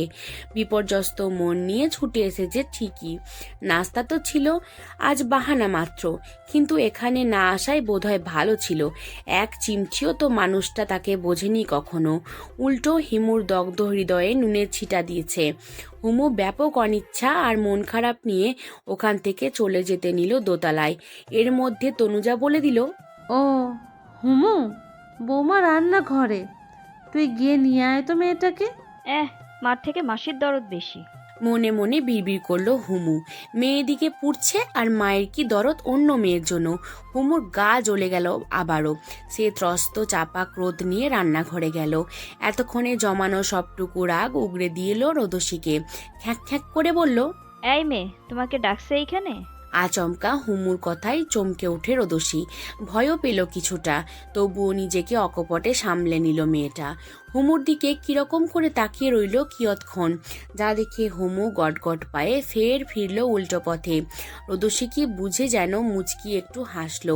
এরপর মাথায় চাপানো ওড়নাটা আরও একটু টেনে হুমুর পিছু নিল। দূর থেকে রোদসীকে দেখে হাসি হাসি মুখে এগিয়ে এলো আমেনা শেখ। আলগোছে নাত বইয়ের হাত ধরল পেঁচিয়ে। এতে এতক্ষণে অজানা ভিত কমলো রোদসীর। সে কৃতজ্ঞ চোখে তাকালো দাদির দিকে। এর মধ্যে দাদি রোদসীর কানে মুখ গুজে ফিসফিস করে শুধালো, শ্বশুরদের পা ছুঁয়ে সালাম করতে হয়, জানো তো? রোদসী মাথা কাত করে হ্যাঁ বোঝালো। এই নিয়ম গ্রামে বসে সে বহুবার দেখেছে। তাদের গ্রামে এই নিয়মটা খুব চলে। খাবার দাবার শেষ করে সবেমাত্র উঠে দাঁড়িয়েছিল তারেক শেখ ও হুমায়ুন, দুই ভাই। তনুজা এঁঠো থালা বাসন গোছগাছ করছে কাজের মেয়েটিকে সঙ্গে নিয়ে। আর হাসনাত, সে এখনো খাচ্ছে। এমনভাবে খাচ্ছে যেন খাওয়া ছাড়া অন্যদিকে তার মনোযোগ নেই। এর মধ্যে রোদসী এলো। দাদির কথা মতো শ্বশুরকে পা ছুঁয়ে সালাম করলো হুমায়ুনকেও। তারেক শেখের মুখভঙ্গিমা গম্ভীর হলেও হুমায়ুনের মুখ হাসি হাসি। পুত্রবধূর আচরণে যথেষ্ট খুশি মানুষটা। সে ত্রস্ত দাঁড়িয়ে থাকা রোদসীকে উদ্দেশ্য করে বলল, কেমন আছো মা? জি, আলহামদুলিল্লাহ ভালো। হুমায়ুন তাকে আবারও একটি চেয়ার দেখিয়ে বসতে বলল, কিন্তু রোদ বসলো না। হুট করে ভীষণ অস্বস্তিতে মাথা নুয়ে নিল। আর চোখে একবার হাসনাত ভাইকে দেখে নিল। তন্মধ্যে তারেক শেখের গুরুগম্ভীর কণ্ঠ, নাম কি? রোদসী মৃদু কেঁপে উঠল আচমকা। আশেপাশে তাকালো। এর মধ্যে হুট করে হাসনাত ভাই এসে পড়ে। এসে তার পাশে দাঁড়ালো। এতে যেন নীরবে ভরসা পেল রোদ। পরক্ষণে স্বাভাবিক ভঙ্গিতে জানালো, রোদসী। বাবার নাম? শ্বশুরের ফের প্রশ্নে ঢোক গিলল রোদসী। মনে পড়ে গেল খালার বারণ। কি বলবে রোদ? চোরা মুখে এদিক সেদিক চাইল বার কয়েক। তীব্র অস্বস্তি আর ভীতে যখন নাজেহাল অবস্থা মেয়েটার, ঠিক তখনই মুখ খুলল হাসনাত, সেই ভাবলেশহীন কথাবার্তা। আপনি রোদকে চিনতে পারছেন না বাবা, কিন্তু মাধবী মাম্মাকে তো চিনতেন। মাধবী। অনাকাঙ্ক্ষিতভাবে মাধবী নামটা শুনতে পেয়ে অমনি মুখভঙ্গিমা রুক্ষ হলো তারেক শেখের। মাধবী নামটার সঙ্গে জড়িত সেই ধামাচাপাময় অতীত কতগুলো বছর পর আরো একবার সামনে এলো। হুমায়ুন মাধবী নামটা শুনে আজও মাথা নুইয়ে ফেলল। অদ্ভুত দৃষ্টিতে একবার রোদসীর মুখের দিকে তাকিয়ে জায়গা ছাড়ল দ্রুত। দাদির কপালেও অন্যরকম ভাঁজ পড়ল। তনুজার মুখটাও হঠাৎ শুকিয়ে এলো। তার এতক্ষণে ব্যস্ত হাতটাও সহজতায় স্থির হলো। অদ্ভুত এক ভয়ে বক্ষস্থল টনটন করে উঠল আচমকা। স্বামীর অতীত সম্পর্কে অবগত সে। পুরনো সেই নারীর নাম শুনলে আজও কেমন কেমন যেন লাগে। সে নারীর সাথে যদিও তার স্বামীর কোনো সম্পর্ক নেই, তবুও নারী মন ঈর্ষা হয়। তনুজা ত্রস্ত কাজবাজ রেখে কান খাড়া করলো। নুয়ে পড়া রোদস্যি দিকে আচমকা তাকালো। তার তাকানোর ধরন আলাদা। আগের মতন মমতা নেই, স্নেহ ভালোবাসাও ঘুণে ধর, কেবল রয়েছে চাপা ঈর্ষা। মাধবীকে নিয়েও মনের মাঝে তৈরি হলো ক্ষোভ। নিজে তো সতীন হতে গিয়েও হয়নি, এবার কি তবে কলা কৌশলে নিজের মেয়েকে লেলিয়ে দিয়েছে শেখ বাড়িতে? তনুজার আজগুবি ভাবনা চিন্তার মাঝে তারেক শেখের হুঙ্কার। হাসনাত, বাবার হুঙ্কারে তার কিছু এলো গেল না, কিন্তু কেঁপে উঠল রোদস্যির নড়বড়ে সত্তা। এই বুঝি তার দিকে ঝড় ধেয়ে এলো। ঝড়ের তীব্র তাণ্ডবে এলোমেলো হয়ে গেল সব। অজানা ত্রাসে বুক দূর দূর করছে মেয়েটার। ভয়ার্ত চোখে মুখে বার কয়েক তাকালো আশেপাশে। শ্বশুরের দিকে চোখ পড়তে তার সেই ভয় আরো বাড়ল। গভীর থেকে গভীর হলো। মানুষটার চোখ দুটো রক্তিম, চোখ মুখ শক্ত। তার এই ভঙ্গিমা দেখেই বোঝা যাচ্ছে মায়ের প্রতি তার আজও কত ক্ষোভ। রোদস্যি ফাঁকা ঢোক গিলল। একটু একটু করে নিজেকে আড়াল করলো হাসনাত ভাইয়ের পিছনে। অস্বস্তিতে খামচে ধরলো তার টি শার্ট। হাসনাত তৎক্ষণাৎ তাকে নিজের পাশে দাঁড় করালো। কোনো কথাবার্তা ছাড়াই রোদস্যির কোমল হাতখানা নিজের হাত দিয়ে চেপে ধরলো। কিয়ৎক্ষণ পর বাবার দিকে শান্ত চোখে তাকিয়ে শুধালো, বাবা শান্ত হন, এত উত্তেজিত হবার মতো কিছু ঘটেনি এখানে। বরফ শীতল কণ্ঠ হাসনাতের, কিন্তু বিপরীতে বাবার কণ্ঠ আগুন। তুমি আমাকে শান্ত হতে বলছো হাসনাত? শান্ত হতে বলছো? হ্যাঁ বলছে। Hasnat, close your mind. পৃথিবীতে মাধবী নামটা আমার সবচেয়ে অপছন্দের। তুমি আমার ছেলে হয়ে জেনে বুঝে তারই মেয়েকে বিয়ে করলে। কি করে করলে? এই মেয়েকে এখনই আমার বাড়ি থেকে বিদায় করো হাসনাত, এখনই বিদায় করো। অসম্ভব, সে আমার কাজিন হলে এতক্ষণে এই বাড়ি থেকে বের করে দেওয়া যেত, কিন্তু সে এখন এই শেখ বাড়ির বউ। বউকে বাড়ি থেকে বের করে দেওয়ার শিক্ষা আমি পাইনি। বাবা, আপনি যদি আমার বউকে বের করতে চান তাহলে আপনি আগে আপনার বউকে বাড়ি থেকে বের করুন। ছোট আব্বু তার বউকে বের করুক, তারপর আমিও আপনাদের দেখা দেখি আমার বউকে এই বাড়ি থেকে বের করে দেব। ছেলের অদ্ভুত যুক্তি শুনে ক্রোধে বাক্যহারা হলেন তারেক শেখ। কিন্তু পাশে দাঁড়িয়ে থাকা দাদিও কিছু একটা লক্ষ্য করে হাসলেন অল্প স্বল্প। আর রোদস্যি, তার কানের কাছে বারবার ভাসছে হাসনাত ভাইয়ের মুখে বলা আমার বউ শব্দটি। তীব্র অস্বস্তি আর ভয়ের মাঝে হঠাৎ যেন শান্তি শান্তি লাগছে। অমনি এতক্ষণে নিচু মাথাটা উঁচু করলো মেয়েটা। চোরা চোখে তাকালো হাসনাত ভাইয়ের তামাটে মুখটার দিকে, কখনো বা তার ধরে রাখা হাতটার দিকে। কিন্তু হাসনাত ভাই এ অবধি একবারও কিন্তু ফেরেনি তার দিকে। তবুও কি নিখুঁতভাবে নিজের দায়িত্ব পালন করছে। এতটুকুতে তৃপ্ত হলো রোদস্যির ছোট্ট মন। তন্মধ্যে তারেক শেখের পুনরায় হুঙ্কার। ক্রোধে লোকটা দাঁত কিরমির করে আওড়ালেন, হাসনাত, হাসনাত, হাসনাত। এবার নাতির সামনে দাঁড়ালেন দাদি। নিজ ছেলেকে শক্ত কণ্ঠে শোধালো, তুমি চুপ করবে তারেক? এভাবে ষাঁড়ের মতো চেঁচাচ্ছ কেন? মায়ের কথায় থতমত খেয়ে গেলেন তারেক। সবার সামনে অপমানে মুখটা তামাটে হয়ে গেল। মা কি বলল? ভাষাহীনভাবে হয়ে তারেক অস্পষ্ট স্বরে বলল, আম্মা। তুমি এখান থেকে যাও তারেক, নিজের কাজ করো। ফের যেন নাত বউকে নিয়ে তোমাকে নাক গলাতে না দেখি। পুনরায় আম্মার হুমকি। ক্রোধে জ্বলে উঠল তারেক। মাকে সে ভীষণ সম্মান করে, আজও মাকে কিছু বলার সাহস হলো না। মুহূর্তে তার সব রাগ গিয়ে পড়ল ছোট রোদস্যির দিকে। তার ইচ্ছে করছে মেয়েটাকে কষে কয়েকটা থাপ্পড় দিতে, কিন্তু আম্মা রয়েছে এখানে, রয়েছে হাসনাত। সেসব কিছু করা গেল না। আচমকা হাতে ধরে রাখা এতক্ষণে জুসের গ্লাসটি মেঝেতে আছাড় মারল তারেক সাহেব। রোদস্যির দিকে অগ্নিচোখে একবার তাকিয়ে হলনিয়ে বাড়ি থেকে বেরিয়ে গেল। উনি যেতেই ভিড় কমল। তনুজা চুপচাপ নিজের রুমে গেল। আমেনা শেখও আর দাঁড়ালো না, নুজাইফাকে দেখতে গেল। এত চিৎকার চেঁচামেচি শুনেও নুজাইফা এলো না এখানে। বউটা কি বেশি অসুস্থ, এটা ভেবেই উনি চলল ওপরে। হুমুও ভার মুখে নিজের রুমে গেল। সবাই যেতেই রোদস্যির হাতটা আচমকা ছেড়ে দিল হাসনাত। কথাবার্তা ছাড়াই সেও কোথাও একটা চলে গেল। কেবল বোকার মতো অনেকক্ষণ দাঁড়িয়ে রইল রোদস্যি। শ্বশুর বাড়িতে আজ 3 দিন রোদস্যির। সেদিনের পর থেকে হাসনাত ভাইয়ের আচরণও আবারও ভিন্ন। মানুষটা এমন করছে এখন যেন রোদসীকে চেনেই না। এ নিয়ে একটু মন খারাপ রোদসী। এক রুমে থেকেও তাদের দুজনের 5টা কথাও হয় না। যদিও হাসনাত ভাই তাকে তার বাহিরের দুনিয়ায়, সারাদিন তো তার খোঁজই মেলে না। রাতে এসে নিজের সোফায় ঘুমিয়ে যায়। খাট বাদ দিয়ে যেন একমাত্র সঙ্গী এখন তারই সোফাটাই। মাঝে মধ্যে এটাকে ঈর্ষা হয় রোদসীর। এই অদ্ভুত মানুষটাকে রোদ যত দেখে ততই অদ্ভুত লাগে। বুঝতে চেয়েও নিজেকে গুলিয়ে ফেলে বারংবার। মানুষটা আসলে কেমন, এমন কেন উনি? রোদসী কি তাকে বুঝতে চায়, কথা বলতে চায়? কিন্তু তার রকচটা মুখটা দেখলেই ভয়ে আড়ষ্ট হয়ে যায় মেয়েটা। গুলিয়ে ফেলে সব। এরপরও গভীর রাত অবধি জেগে থাকে মেয়েটা। মানুষটা কখন আসবে, কখন বলবে এই রোদ শোনো, সেই আশায়। তাছাড়া একলা রুমে ভয়ে ভয়ে ঘুমও আসে না। উফ, এ কি মুসিবত, এর শেষ কোথায়? এরপরও রোদসীর ভাবনা জুড়ে একমাত্র হাসনাত ভাই। এছাড়া তার আর কোনো বাড়তি চাপ নেই, ভাবনা নেই। সেদিনের পর থেকে আর কোনো টালবাহানা করেনি তারিক শেখ। হুমায়ুনও তারেক শেখের সামনেও আর একবারও পড়েনি রোদ। আড়ালে আড়ালে থেকেছে সবসময়। তাকে কদিন এভাবেই থাকতে বলেছে নুজাইফা। তনুজাও অনেকটা স্বাভাবিক হয়েছে, কিন্তু তার একমাত্র মেয়ে হুমুটা রোদসীকে দেখলেই নাক চোখ খুঁচিয়ে একাকার করে। রোদসী কিভাবে যেন তার সামনেও সচরাচর আসে না। দাদির সঙ্গে তার খুব ভাব হয়েছে। এই তো আজ সকাল থেকে দাদির সঙ্গে রয়েছে। নাস্তা খাওয়ার পর থেকেই তাদের গল্প চলছে। এখন দুপুর, তবুও তাদের গল্প থামছে না। দুজন এখন বাগান বাড়িতে বসে আছে পাশাপাশি। কি যেন কথা চলছে। এর মধ্যে হুট করে দাদি জিজ্ঞাসা করলো, পড়ালেখা করছো রোদ?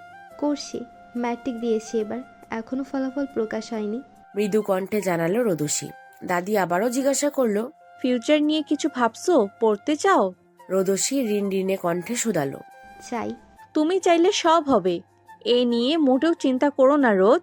এ বাড়িতে তুমি ভালো থাকবে। দাদি যেন সহসা তাকে আশ্বাস দিল, ভরসা দিল। রোদসী কৃতজ্ঞ ভরা চোখে অনেকক্ষণ দাদির মুখের দিকে তাকিয়ে রইল। বয়স হলো, দাদির চেহারায় একটা অদ্ভুত মায়া বিরাজমান। দেখতে ভালো লাগছে। রোদসীর মনটাও এই মুহূর্তে হিমশীতল। বাবা মা ছাড়া নড়বড়ে পৃথিবীতে এই বুঝি তার একটা স্থায়ী ঠিকানা হলো। ভাবতেই স্বস্তিতে বুক ভরে এলো। এর মধ্যে আচমকা দাদির গম্ভীর কণ্ঠ, তুমি আমার সবচেয়ে অপছন্দ করা মেয়েটারই মেয়ে। পছন্দ বললে ভুল হবে, খুব পছন্দ থেকে অপছন্দ করা আর কি। প্রিয় থেকে অপ্রিয় হওয়ার গল্পটা বোঝো তো রোদ? আচমকা রোদসী চমকালো। চোখ ঝাপটিয়ে দাদির মুখের দিকে একবার তাকালো তীক্ষ্ণ চোখে। পরপর মাথাটা নুইয়ে নিল অবলীলায়। দাদির কথার অর্থ বুঝতে মোটেও অসুবিধা হয়নি তার। সহসায় মায়ের কথা খুব মনে পড়ে গেল। অমনি বক্ষস্থল চিরে প্রতিবারের মতো ভারী দীর্ঘশ্বাস বের হলো। রোদ কিয়ৎক্ষণ পরে রয়ে সয়ে একবার আওড়ালো, ওনার উপর আর রাগ করবেন না দাদি, মানুষটার বেঁচে নেই। আমেনা শেখ রোদসী নতজানু হওয়া মুখটার দিকে একবার চাইল। পর মুহূর্তে ভাবুক হয়ে কিছু একটা ভাবল। এর অনেকক্ষণ পর বলল, তুমি ভেবো না, তোমার মায়ের করা ভুলের জন্য আমি তোমার শাস্তি দেব না। তবে প্রথম দিন যখন হাসনাত তোমার পরিচয় দিয়েছিল, তখন এক নিমিষের জন্য হলেও তোমার উপর খুব রাগ লাগছিল। কিন্তু ভেতরে ভেতরে আমরা সবাই স্বার্থপর রোদ।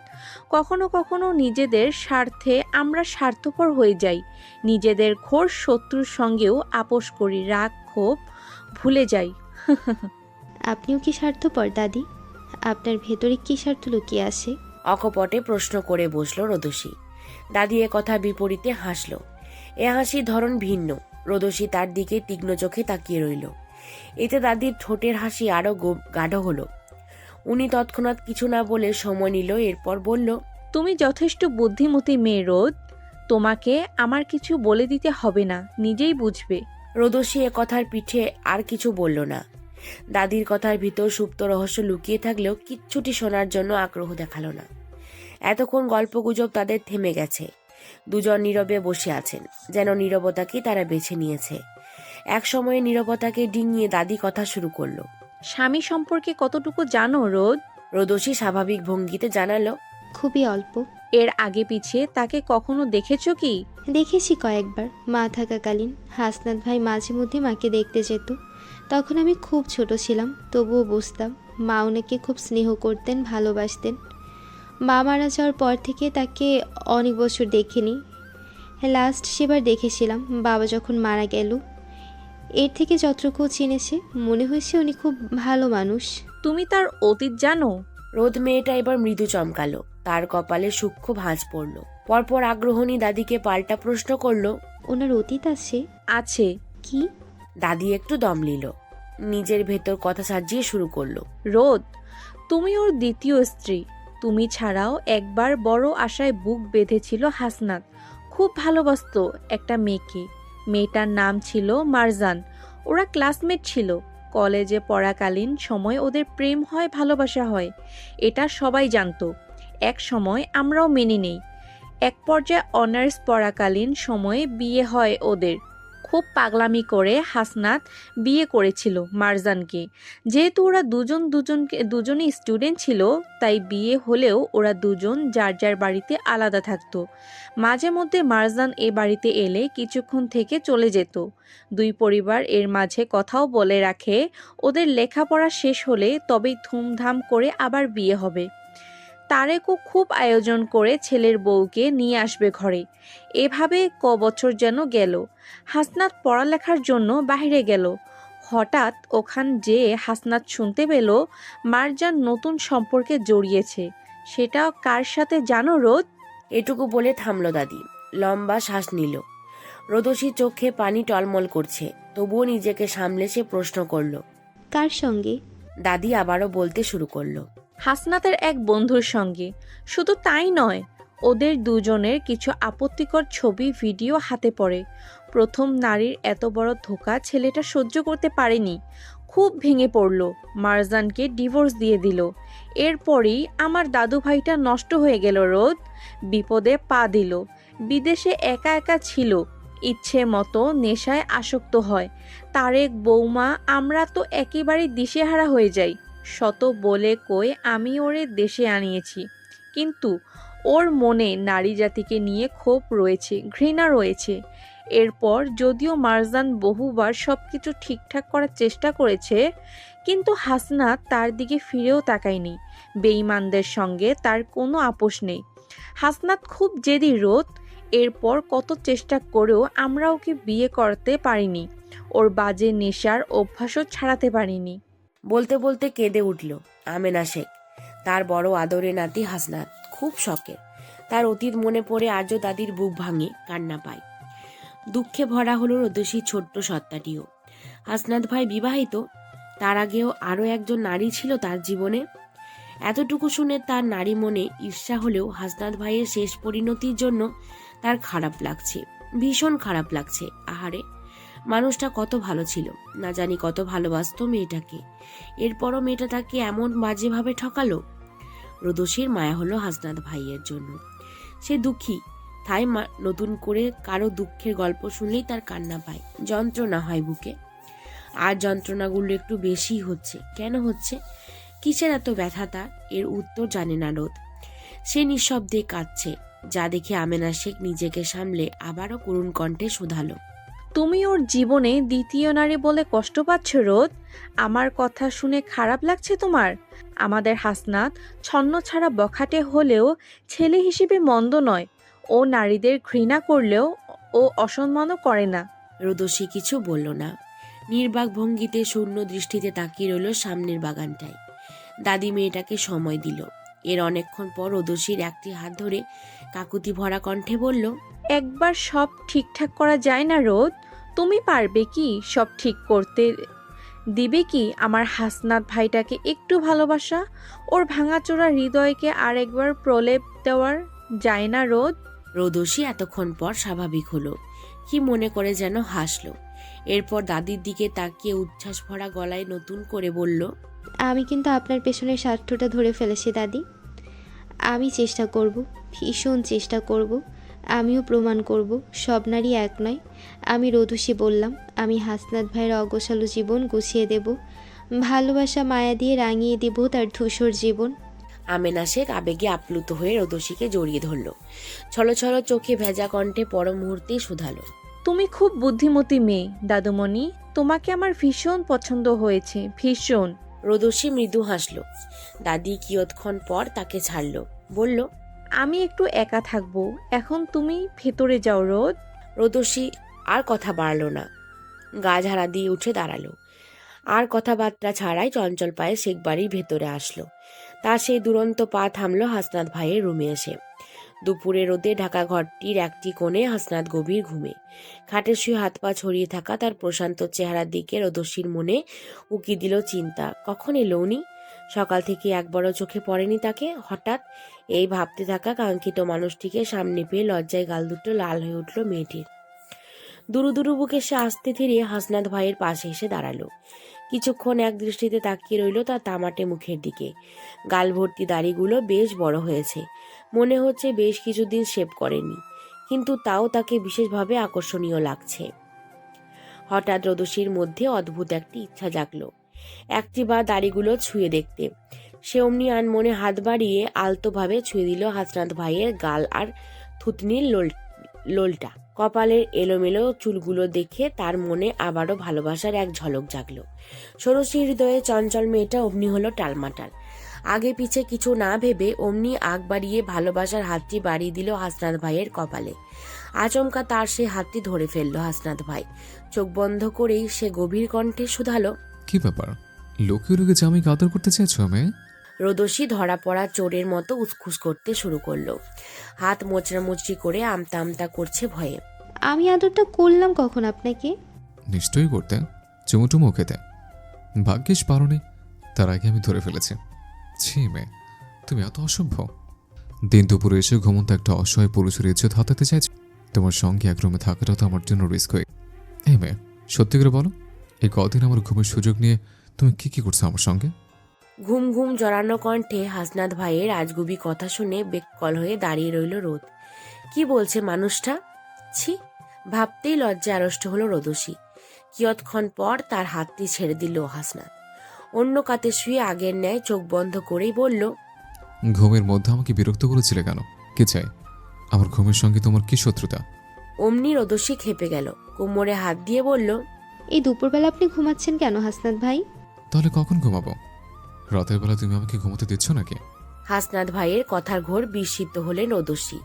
উনি এমন ভাব করছে যেন রোদসী তাকে ঘুমাতে দিচ্ছে না একেবারে, সারা রাত বিরক্ত করে, ওসব করে। অমনি রোদসী চনমনে বলল, এমন ভাব করছেন যেন আমি আপনার সঙ্গে সারা রাত রোমান্স করি, এই জন্য আপনি ঘুমাতে পারেন না। ওর কথা শুনে হাসনাত আচমকা চোখ পিটপিট করে তাকালো রোদসীর মুখপানে। কিয়ৎক্ষণ হতবুদ্ধি চোখে তাকিয়ে রইল। এরপর কেমন করে যেন একটু হাসলো, বলল, এই মেয়ে, তুমি কি সারাক্ষণ আমাকে নিয়ে রোমাঞ্চকর চিন্তা ভাবনাই করো? রোদসীর এতে ঘোর আপত্তি জানিয়ে তৎক্ষণাৎ বলল, মোটেও না, একদম ফালতু কথা বলবেন না হাসনাত ভাই। বললেই হলো, আমি জানি তুমি সারাক্ষণ এসবই ভাবছ। মেয়ে মানুষ এত অসভ্য হয় বুঝে? আর একবার এসব ভাবনা যদি আমি টের পাই না, থাপড়ে একদম তোমার সব কটা দাঁত ফেলে দেব। চেনো আমায়? বাচ্চা মেয়ে, তোমার তো ফিলিংস আসে কোত্থেকে? লেখাপড়া নেই? রোদসী আচমকা অদ্ভুত চোখে চাইল হাসনাত ভাইয়ের দিকে। মানুষটার তামাটে মুখে দারুণ বিরক্তি ছড়িয়ে ছিটিয়ে রয়েছে, কপাল কোচকিয়ে আছে। হঠাৎ করে রোদসীর মাথায় দুষ্টু বুদ্ধি এঁটে বসলো। সে চটজলদি গোমরা মুখে নাটকীয় ভঙ্গিতে শুধালো, আমাকে একদম বাচ্চা মেয়ে বলে ডাকবেন না হাসনাত ভাই। আমি মোটেও বাচ্চা মেয়ে নই, ঠিক বয়সে বিয়ে করলে এতক্ষণে 2-4টা বাচ্চা আমার হতো। হাসনাত এতে মোটেও আগ্রহ দেখালো না। ওর কথা শুনলো কি শুনলো না বোঝা গেল না। তার চোখ বন্ধ ও পিঠ হয়ে শুয়ে আছে। রোদসীর ওপর মানুষটা থেকে কাঙ্ক্ষিত সাড়া না পেয়ে মুখ ঘোচালো। এর মধ্যে হাসনাতের গভীর কণ্ঠ, তোমার রেজাল্ট কবে আসবে জানো? রোদসী অমনি কণ্ঠে রাজ্যে বিরক্ত দেখিয়ে বলল, রেজাল্ট দিয়ে আমি কি করব? বিয়ে করেছি আমি, এখন চুটিয়ে সংসার করব, বাচ্চা কাচ্চার কথা ভাববো। ওসব পড়ালেখা দিয়ে আমি করবোটা কি হাসনাত ভাই? ওসব ভবিষ্যতে আমার ছেলেমেয়েরা করবে। মেয়েটার হেয়ালি দেখে হাসনাতের রকচটা মেজাজটা বিগড়ে গেল। তার ইচ্ছে করছে এই মুহূর্তে মেয়েটাকে ঠাঁটিয়ে দুটো থাপ্পড় দিতে, কিন্তু তা আর দিতে পারল না। ফোঁস করে শ্বাস ছাড়ল হাসনাত। পরপর নিজেকে একটু সামলিয়ে রাশভারী কণ্ঠে শুধালো, বের হও, তুমি এক্ষুনি বের হয়ে যাও রুম থেকে। কেন বের হব কেন? আমি থাকলে কি সমস্যা? রোদসীর ফিরতি প্রশ্ন, যা কেমন কেমন ঠেকলো হাসনাতের নিকট। হাসনাতে ভুরুজোড়া কুচকে গেল, ছোট ছোট ছোট হয়ে চোখ ছোট ছোট হয়ে আসলো। মেয়েটা তার কাছে কৈফিরত চাইছে না। হাসনাত শেখের কাছে কৈফিরত? আজ অবধি সাহস কেউ দেখিয়েছে? হাসনাতের মনে পড়ল না। আর এই বাচ্চা মেয়েটি কিনা কথায় কথায় তাকে প্রশ্ন ছুড়ে দেয়। হাসনাতের রাজ্য আলাদা, এখানে কারোর জবাবদিহিতা চলে না, কারোর প্রশ্ন চলে না। সেখানে এতটুকু মেয়ে যে সাহস দেখাচ্ছে। হাসনাতের চোয়াল শক্ত হয়ে গেল। কঠিন ক্রোধ দেখিয়ে কঠিন ধমক দিতে ইচ্ছা হলো মেয়েটাকে, কিন্তু ওর মুখের দিকে তাকিয়ে হাসনাতের কি যেন হলো। ধমক দিতে গিয়েও পারল না, উল্টো কৈফিয়ত দেওয়ার ভঙ্গিতে বলল, ঘুমাবো আমি, তুমি চলে যাও। রোদসী গেল না, বরং দু কদম হাসনাত ভাইয়ের দিকে এগিয়ে অকপটে বলল, আমি চলে যাব কেন? আর এখন আপনার কিসের ঘুম? তাহলে কখন ঘুমাবো আমি? তল্পি তল্প চেপে তো আমার বিছানা দখল করে আছে তুমি, আর আমি সারা রাত এইটুকু ঘুমাতে পারি না। কেন ঘুমাতে পারেন না? আমি কি আপনাকে ঘুমোতে নিষেধ করি?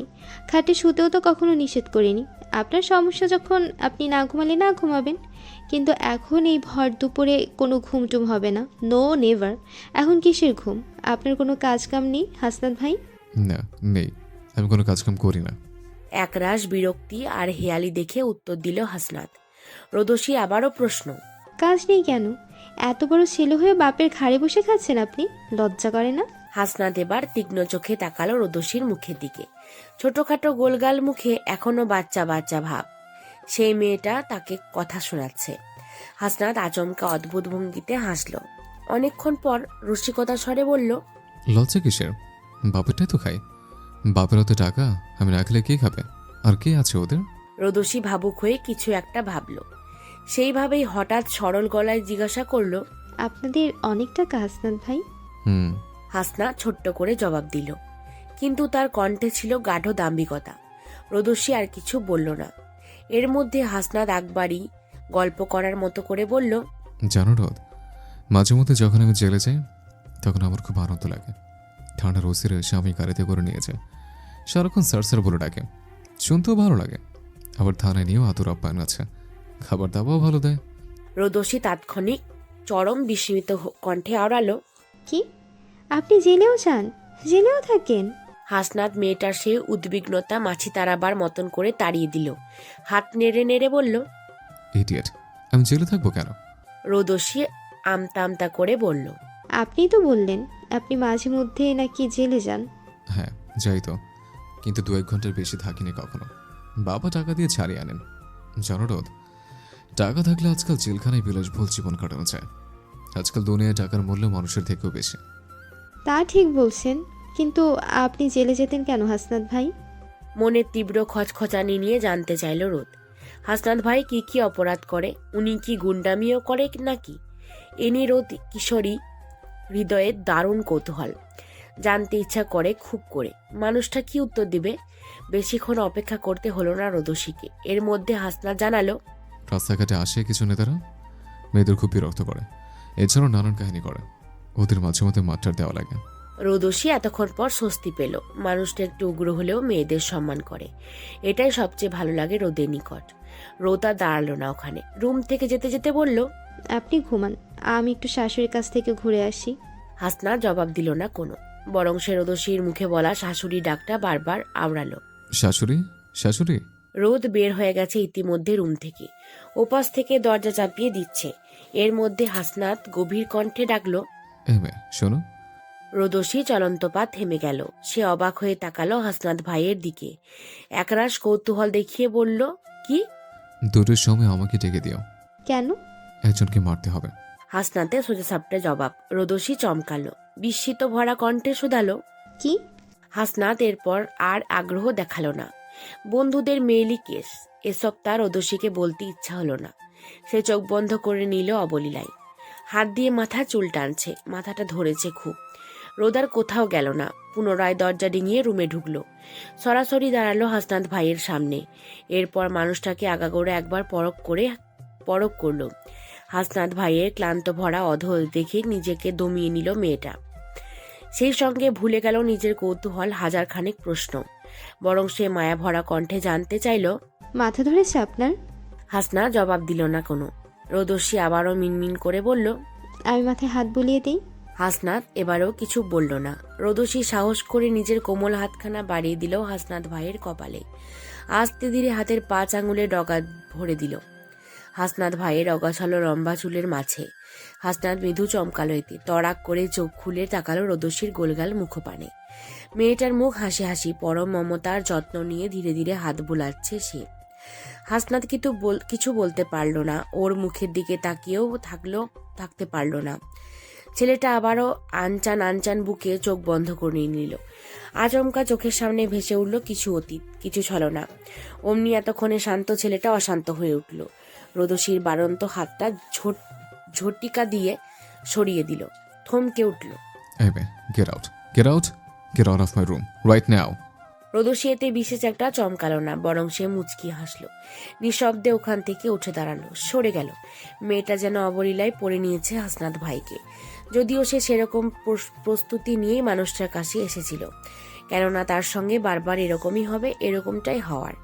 একবার ঠকে যাওয়া মানুষগুলো কি এত সহজে কাউকে মেনে নেবে, বিশ্বাস করবে? ওদের বক্ষস্থলে যে গভীর ক্ষত, ঘৃণা জমা রয়েছে, ওটাও কি এত সহজেই ঘুচবে? এত সহজ সব? তবে অসম্ভব নয়, এ বিশ্বাস রোদসীর আছে। সেই জোরেই হাল ছাড়বে না রোদসী। শেষ পর্যন্ত দেখে নিবে সে হাসনাত ভাইকে। আপাতত মানুষটাকে শান্ত হতে সময় দিল রোদ। নিঃশব্দে বিনা বাক্যে জায়গা ছাড়ল সে। কিছুদিন পেরিয়ে গেছে। উড়ন্ত রোদসীর চার দেওয়ালে মাঝে সময় যেন একটি রহস্যময় নৃত্য। তবু তার দিনগুলো তেমন খারাপ কাটে না। দাদির সঙ্গে অবলীলায় কথা ঝুড়ি নিয়ে বসে থাকে। কখনো শাশুড়ি বা চাচি শাশুড়ির সঙ্গে সময়ের মোড় ঘোরায়। হাসনাত ভাইয়ের সঙ্গে এখন খুব একটা কথা হয় না। তিনি যেন একটি প্রহেলিকা, যার মধ্যে লুকিয়ে আছে অসংখ্য ভাবনা। মানুষটি তাকে কখনো আঁচকারা দেয় না, আবার কখনো অসম্মানও করে না। রোদসীর দৃঢ় বিশ্বাস একদিন হাসনাত ভাইয়ের মুখ থেকে উঠে আসবে ভালোবাসার সুর, যা তার হৃদয়ের আবেগকে জাগিয়ে তুলবে। রোদসী জানে আশা ও ভালোবাসার মাঝে জীবনের আসল রং ছড়িয়ে আছে, যা একদিন তার স্বপ্নের নতুন ক্যানভাসে ফুটিয়ে তুলবে। সে আশায় বুক বেঁধে আছে রোদসী। আজ দাদি বাড়িতে নেই, রোদের সঙ্গে কথা বলার সঙ্গী নেই। বেলা দুপুর আর চারপাশে নীরবতা। নুজাইফা ও তনুজা দুইজা মিলে রান্না করছে, বাড়ির পুরুষ সদস্যরা বাইরে। এই বিশাল বাড়িটি হঠাৎই ফাঁকা ফাঁকা লাগছে। দেওয়ালে প্রতিটি কোণে শূন্যতা যেন ভর করেছে, আর রোদসী অনুভব করছে এই নিস্তব্ধতার মাঝে তার হৃদয়ের আকুতি। দিনের আলোতে সে উপলব্ধি করে কখনো কখনো নিঃশব্দে অপেক্ষা করাও একটি সুন্দর অপেক্ষা। রোদ হেঁটে হেঁটে কতক্ষণ শেখ বাড়িটির চারপাশ খুঁটিয়ে খুঁটিয়ে দেখতে লাগলো। বাড়িটি বেশ সুন্দর ও গোছানো। এই বাড়িটির প্রতিটি ইটপাটকেল শোভা তাকে মুগ্ধ করে। সময় যেন হালকা হয়ে যাচ্ছে, আর রোদসীর অনুভব করে এই নতুন পরিচয় তার জীবনের গল্পে একটি নতুন অধ্যায় যোগ করবে। এখন শান্ত গ্রীষ্মের সূর্যের আলোতে রোদসী ভবিষ্যতে রঙিন স্বপ্ন আঁকতে শুরু করেছে। দোনামোনা হয়ে কত শত ভাবনার মাঝেই আনমনে হেসে ফেলল রোদসী। মনে মনে আওড়ালো, ভালোবাসা কখনো বলে কয়ে আসে না, আমরা হুটহাট প্রেমে পড়ে যাই, মনের অজান্তে কারো মায়ায় আটকে যাই। আমার একলা আকাশে থমকে গেছে রাতের স্রোতে ভেসে, শুধু তোমায় ভালোবেসে। আমার দিনগুলো সব রং চিনেছে তোমার কাছে এসে, শুধু তোমায় ভালোবেসে। তুমি চোখ মেললেই ফুল ফুটেছে আমার ছাদে এসে, ভোরের শিশির ঠোঁট ছুঁয়ে যায় তোমায় ভালোবেসে। আমার একলা আকাশ থমকে গেছে রাতের স্রোতে ভেসে, শুধু তোমায় ভালোবেসে। হেডফোন কানে গুজে গান শুনছিল হুমু। গানের রঙিন সুরে মিশেছিল এক অদ্ভুত আনন্দ, অথচ তার বাস্তব জীবনে যেন কোনো রঙই নেই। চারপাশে কেবল ধোঁয়াশা রংচটা অনুভূতি। কলেজের ক্লাস, কোচিং রুমের চার দেওয়ালের মাঝে বন্দী হয়ে যাচ্ছে তার দিনগুলো। সে ভাবছিল যে পুরুষটিকে সে তার কিশোরী মনে বেঁধে রেখেছিল, সেই পুরুষটির জন্য তার ভালোবাসা ছিল এক আকাশ সম। কিন্তু আর সেই পুরুষটি অন্য কারো। তার স্মৃতিগুলো চোখের সম্মুখে ঘুরে বেড়াচ্ছে, যেন হারিয়ে যাওয়া একটি সুন্দর মুহূর্ত। এখন যখন গান শুনছে, তখনও মনে হচ্ছে তার ভালোবাসার গল্পটি অসমাপ্ত। সবকিছু যেন অবসাদী মেঘের আড়ালে, যেখানে ভালোবাসার রঙগুলো হারিয়ে গেছে, আর মানুষটি দ্বিতীয়বার অন্যের হয়ে গেছে। এতটুকু ভাবতেই হুমুর বুকের মাঝে ভাঙন সৃষ্টি হলো, চোখ ভারী হলো জলে। অমনি মেয়েটা ছটফট করে উঠল, জানালার গ্রিল ধরে মাথা এলিয়ে দিল। এর মধ্যে আচমকা পিছন থেকে রোদসীর কণ্ঠস্বর, কি করছো আপু? প্রেমের ভাঙনে মাঝে আচমকা রোদসীকে দেখে ছ্যাঁত করে উঠল হুমু। এই মেয়েটার জন্যই তো তার আশার ঘরের বাসাটা আজ নড়বড়ে। এক মুহূর্তে ধমকার মতো তছনছ হয়ে গেছে সবকিছু। হুমু অমনি রোদসীর দিকে নিজের সব রাগ উগলে দিতে চাইল। বেশ ক্রোধ নিয়ে তেতো কণ্ঠে শুধালো, এই তুমি আমার রুমে কি করছো? এখানে কেন এসেছো? তার বিপরীতে রোদসীর হিমশীতল আচরণ। সে বেশ আয়েশ করে হুমুর খাটের ওপর পা তুলে বসলো। এরপর খুব স্বাভাবিক ভঙ্গিতে শুধালো, তোমার সঙ্গে একটু গল্প করতে আসছিলাম আপু। তুমি কি কিছু করছিলে? হুমু জবাব দিল না কোনো। রোদসীর দিকে একবার বিরাগী চোখে তাকালো, মুখ ঘুরিয়ে নিল। সঙ্গে সঙ্গে রোদসী ফের শুধালো, আপু, তোমার কি মন খারাপ? মন খারাপ করে রুমে বসে না থেকে চলো, আমরা দুজন বাগান থেকে ঘুরে আসি। ছ্যাঁত করে উঠল হুমু। রকচটা কণ্ঠে তাৎক্ষণিক বলে উঠল, তোমার সঙ্গে কোথাও যাচ্ছি না আমি। তুমি বের হও আমার রুম থেকে, বের হও। তুমি আমার সঙ্গে এভাবে কথা বলছো কেন আপু? এবারই আসার পর থেকে তোমার সঙ্গে সেভাবে কথা হয়নি, তাই ভাবলাম। পূর্ণতা মেলে না এ বাক্যের। এর মাঝে হুমুর আগের ঝাঁঝালো কণ্ঠে, আমি তোমার সঙ্গে কথা বলতে ইচ্ছুক নই। তুমি বুঝতে পারছো না আমার কথা? তুমি এত হাইপার হচ্ছ কেন আপু? আমার সঙ্গেই বা এভাবে কথা বলছো কেন? শুরু থেকেই দেখছি তুমি আমাকে খুব অপছন্দ করছো, কিন্তু কেন? আমি কি তোমার সঙ্গে কোনো বাজে ব্যবহার করেছি, নাকি আমি দেখতে খুব কুৎসিত? তুমি কুৎসিত হবে কেন? নিঃসন্দেহে রূপবতী। এই জন্যেই তো নিজের রূপ যৌবন দেখিয়ে ভুলিয়ে ভালিয়ে বিয়ে করেছো এক ডিভোর্সি পুরুষকে। হা হা হা, তোমাদের মতো থার্ড ক্লাস মেয়েদের কাছে তো এসব কিছুই না, টাকাই সব। হুমুর তাচ্ছিল্য ভরা কণ্ঠস্বর শুনে রোদসী অল্প স্বল্প হাসল। পরপরই হুমুর মুখের ওপর অকপটে জবাব দিল, আমি না হয় থার্ড ক্লাস মেয়ে, টাকার লোভী, তাই বিয়ে করেছি একটা বিবাহিত পুরুষকে। কিন্তু তুমি তো এদিকে দুটো বিয়ে করা পুরুষকে মন দিয়ে বসে আছো। হুমু ধরা পড়া চোরে তৎক্ষণাৎ ন্যায় এদিক সেদিক চাইল। তার মুখের অবয়া মুহূর্তেই বদলে গেল। থতমত খেয়ে আমতা আমতা করতে লাগলো। কি কি বলতে চাইছো তুমি? মুহূর্তেই কঠিন হলো রোদসী। চোখে মুখে কাঠিন্য ভাব এনে হুমুর দিকে ঘুরে দাঁড়ালো। বলল, তুমি নিশ্চয়ই অবুঝ নও, আমি যা বলছি সেটাও মিথ্যে নয়। মানেটা খুবই সহজ। হাসনাত ভাইয়ের নামে নেগেটিভ প্রচার করে তুমি কি বোঝাতে চাইছো আপু? আমি ওনার লাইফ থেকে সরে যাব? আমি ওনার অতীত জেনে ওনার সঙ্গে মরার আগ অবধি থেকে যাব। এত সহজে আমি ওনাকে ছাড়ছি না। বলতে বলতে হাসল রোদসী। হুমুর মুখখানার আগে দুঃখে আন্ধার হয়ে আসলো। সে ফুসতে ফুসতে কিছু বলতে চাচ্ছিল, এর মধ্যে রোদসী তাকে হাত উঁচু করে থামিয়ে দিল। বেশ কাঠিন্যের সঙ্গে বলল, আমি আমার অর্ধাঙ্গকে নিয়ে খুব সেন্সিটিভ। তাকে নিয়ে অন্য কোনো মেয়ের অ্যাট্রাকশন আমি সহ্য করব না। সময় থাকতে নিজেকে শুধরে নিও, মাইন্ডেড। কথা শেষ হতেই রোদসী গটগট পায়ে চলে গেল রুমের বাইরে। সেদিকে ফ্যাকাশে মুখে অনেকক্ষণ চেয়ে রইল হুমু। পরপর দীর্ঘশ্বাস ছেড়ে নিজের দৃষ্টিমন দুটো ঘুরিয়ে আনলো মেয়েটা। আগের ন্যায় উদাস ভঙ্গিতে জানলার বাইরে তাকিয়ে রইল। বেশ ধূপধাপ শব্দ করে সিঁড়ি বেয়ে হাঁটছিল রোদসী। মনে মনে সে বেশ ফুঁসছে। হাসনাত ভাইয়ের প্রতি তার আকর্ষণ দিন দিন বেড়ে যাচ্ছে, কিন্তু এ বাড়িতে আসার পর থেকেই হুমুর আচরণ তাকে অস্বস্তিতে ফেলে দিচ্ছিল। কেমন সন্দেহ তা হতো মেয়েটাকে। আজ সে নিশ্চিত হলো সবকিছু। মুহূর্তে স্বামীর প্রতি অন্য নারীর দুর্বলতা দেখে রোদসীর হৃদয়ে একটি জেলাসি অনুভূতির জন্ম নিল। এটা তো স্বাভাবিক, সে ভাবল, কিন্তু এই ঈর্ষা তাকে কষ্ট দিচ্ছিল। হুমুর তাচ্ছিল বিরক্তি চিহ্ন রোদসীর মনকে বিষিয়ে তুলছিল। আচমকা মেয়েটা শক্ত হয়ে নিজে নিজে দৃঢ় প্রতিজ্ঞা করল, আমি আমার ভালোবাসা ধরে রাখবো। আজ সে আর পিছু হটবে না। রোদসী হাসনাত ভাইয়ের কাছে তার স্থান নিশ্চিত করতে হবে। এই চ্যালেঞ্জের মাঝে রোদসী জানে তাকে সাহসী হতে হবে। এসব ভেবেই আনমনে হাঁটছিল রোদসী। আচমকা পিছন থেকে ডাকলো কেউ। রোদ, আচমকা শব্দটি যেন রোদসীর চিন্তার ভাঙন সৃষ্টি করলো। সে দ্রুত ফিরে তাকিয়ে দেখল নুজাইফা তার দিকে এগিয়ে আসছে। তাকে দেখেই রোদসী অল্প স্বল্প হাসল।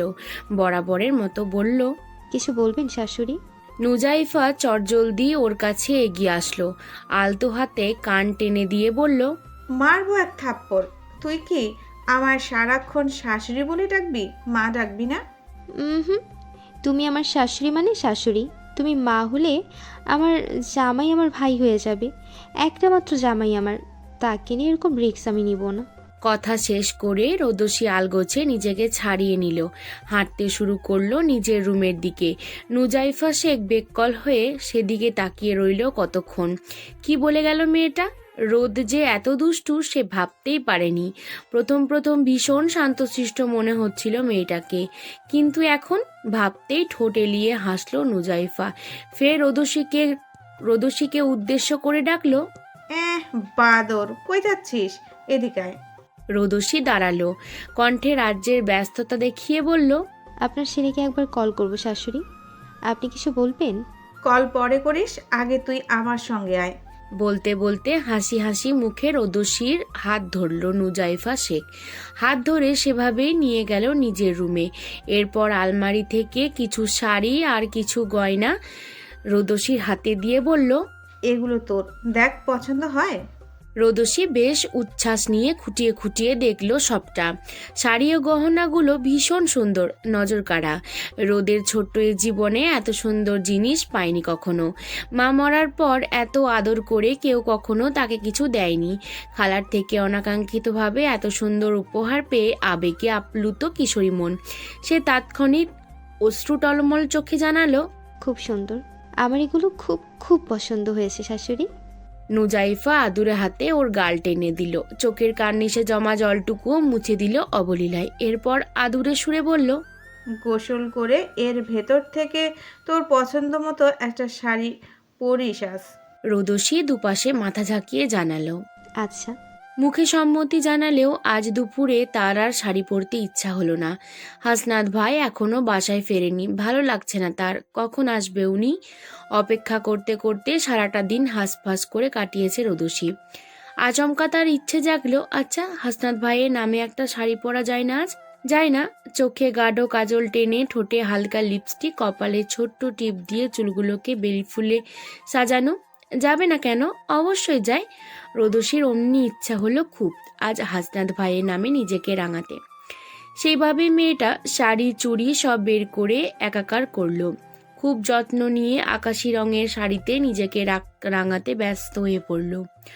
আজ শাড়ি চুড়ি কোনো কিছুরই অভাব নেই তার। আজকের এইগুলো ছাড়াও নুজাইফা শেখ মেয়েটাকে প্রয়োজনীয় সব কিছু কেনাকাটা করে দিয়েছে। সেগুলো দিয়েই নিজেকে একটু একটু করে সাজালো রোদসী।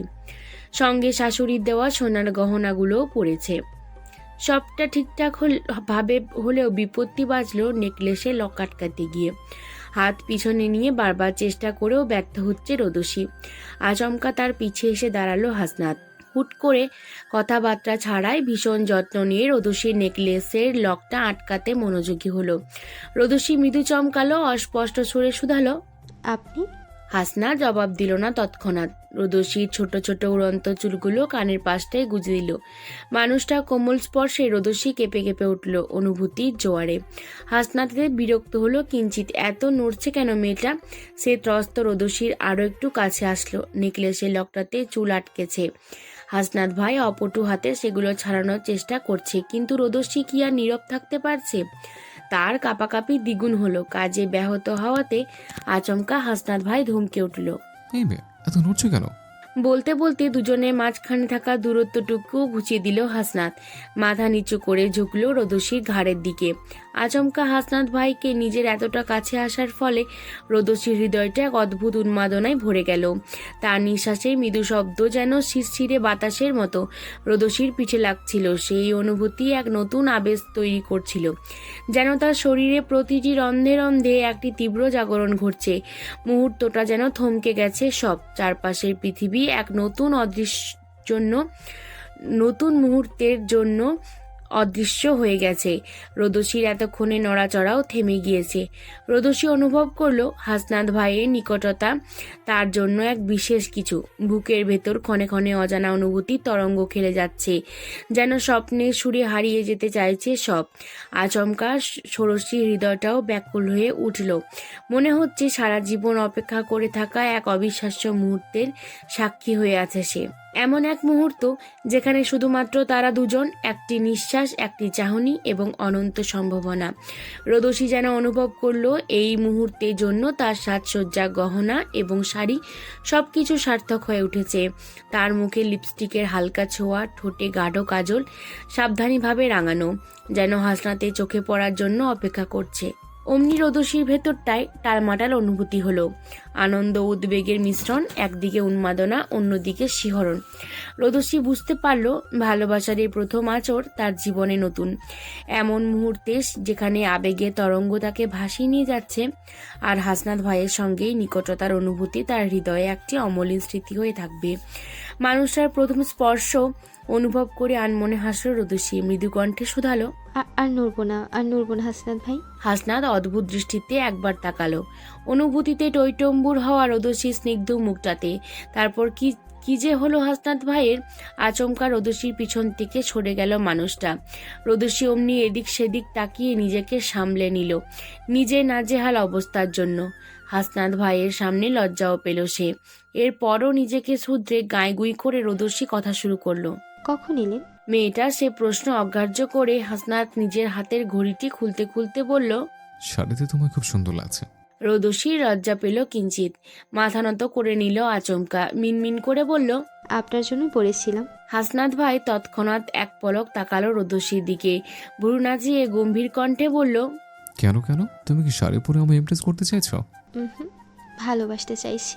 রোদসী সোজাসাপটা উত্তর। এতে ঠোঁট এলিয়ে হাসলো হাসনাত। হাতের ঘড়িটা খুলে বিছানার এক কোণায় রাখলো। এরপর ত্রস্ত পায়ে এগিয়ে এলো আবারও রোদসীর নিকটে, দাঁড়ালো ওর পিছনে। এবার আর মেয়েটাকে ছুঁয়ে দিল না হাসনাত ভাই, বরং নিজের মাথাটা ঝুঁকিয়ে রোদসীর কানের কাছে মুখ নিয়ে ফিস ফিস করে শুধালো, আমাকে ভালোবাসতে এসো না মেয়ে। আমি ভাঙাচোরা হৃদয়ের এক বহুরূপে। আমি তোমায় ঠকিয়েছি রোদ। তুমি আমার অতীত জানো না, জানলে তোমার এই ভালোবাসার থাকবে না, ঘৃণা করবে আমায়।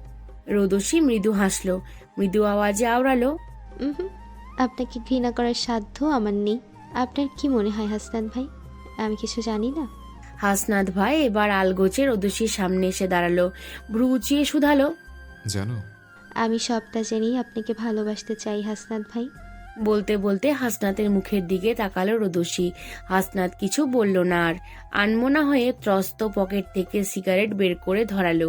পরপর গায়ের ঘরমাক্ত শার্টটা খুলে বিছানায় ছুঁড়ে মারল। তার সুঠাম শরীরে এখন কেবলমাত্র একটি টি শার্ট। মাত্রই বাইরে থেকে ফিরেছে হাসনাত। রোদে পোড়া মুখ, এলোমেলো উস্কো খুস্কো চুলগুলো কৃত্রিম যন্ত্রের হাওয়ায় উঠছে। আলগোচে ছেলেটি বেশ আয়েস করে কালচে রুটের ভাজে সিগারেট নিয়েছে। তার মুখে যেন এক অদ্ভুত মায়া আছে, যা রোদসী কিশোরী হৃদয়কে দোলা দেয়। সে বুঝতে পারে হাসনাতের ভেতরেও কিছু লুকানো আছে। হয়তো সে তার অতীতে যন্ত্রণায় দগ্ধ, কিন্তু সেই যন্ত্রণার আড়ালে এই মুহূর্তে তার প্রতি এক অদৃশ্য আকর্ষণ রয়েছে। আচমকা রোদসী ঘোর লাগা কণ্ঠে ডাকলো, হাসনাত ভাই। কি বলে মেয়েটার দিকে এক পলক তাকালো হাসনাত ভাই। রোদসী নীরবে নিভৃতে তার গা ঘেঁষে দাঁড়ালো।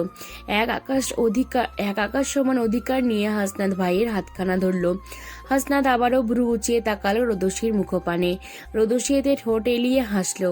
হাসনাত ভাইয়ের চোখে চোখ রেখে বলল, আপনি আমার হয়ে যান না প্লিজ। আমি আপনার পথ চলার সাথী হব, দুঃখের মাঝে সুখ হব, আপনার হাসির জাদুতে প্রেমের সুরে একত্রিত হব। আপনি আমার হয়ে যান না প্লিজ। আমি হব আপনার ভাঙা স্বপ্নের রং, রাতের চাঁদে মেঘের মাঝে সঙ্গী হয়ে ছড়িয়ে দেব ভালোবাসার কল্পনা। আপনি আমার হয়ে যান না প্লিজ।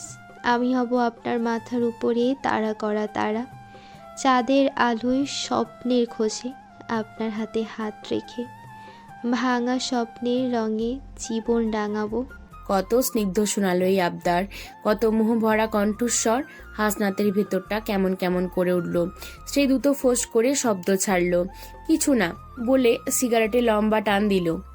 রোদসী আশাহত হলো না, তবুও এক বুক আশা নিয়ে তাকিয়ে রইল হাসনাত ভাইয়ের দিকে। কিন্তু হাসনাত ভাই চুপচাপ সিগারেট টেনেই যাচ্ছে। অনেকক্ষণ পরও যখন অপর মানুষটার থেকে রেসপন্স এলো না, রোদসী ছোট্ট করে একটি শ্বাস ছাড়লো। আবারও চনমনে ডাকলো, হাসনাত ভাই।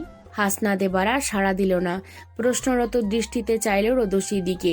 রোদসী অগ্নি চঞ্চল কণ্ঠে আবারও এক আবদার জুড়ে দিল, বলল, আমার সঙ্গে একবার সাথে যাবেন হাসনাত ভাই। হাসনাত কিছু বলল না, বরং নিজের হাতটা রোদসীর থেকে ছাড়িয়ে নিল। রোদসী সেই হাতটা ছাড়লই না, আবারও হাতটা শক্ত করে চেপে ধরল।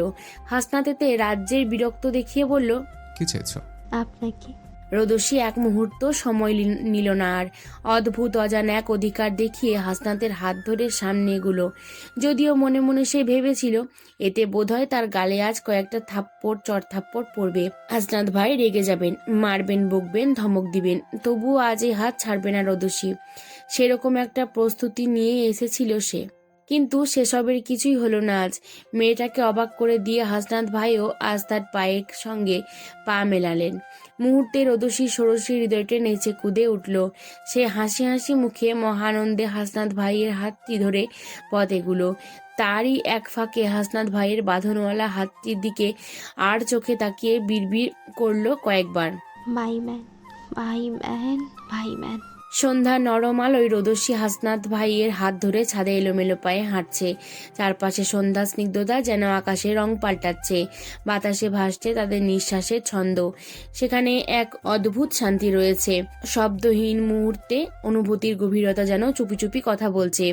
হাসনাত ভাই আজ আর কিছুতেই রোদসীকে বাধা দেয় না, বরং রোদসী নরম হাতটি নীরবে আরো একটু চেপে ধরেছে, যেন সম্পর্কের বাঁধনকে আরো দৃঢ় করে।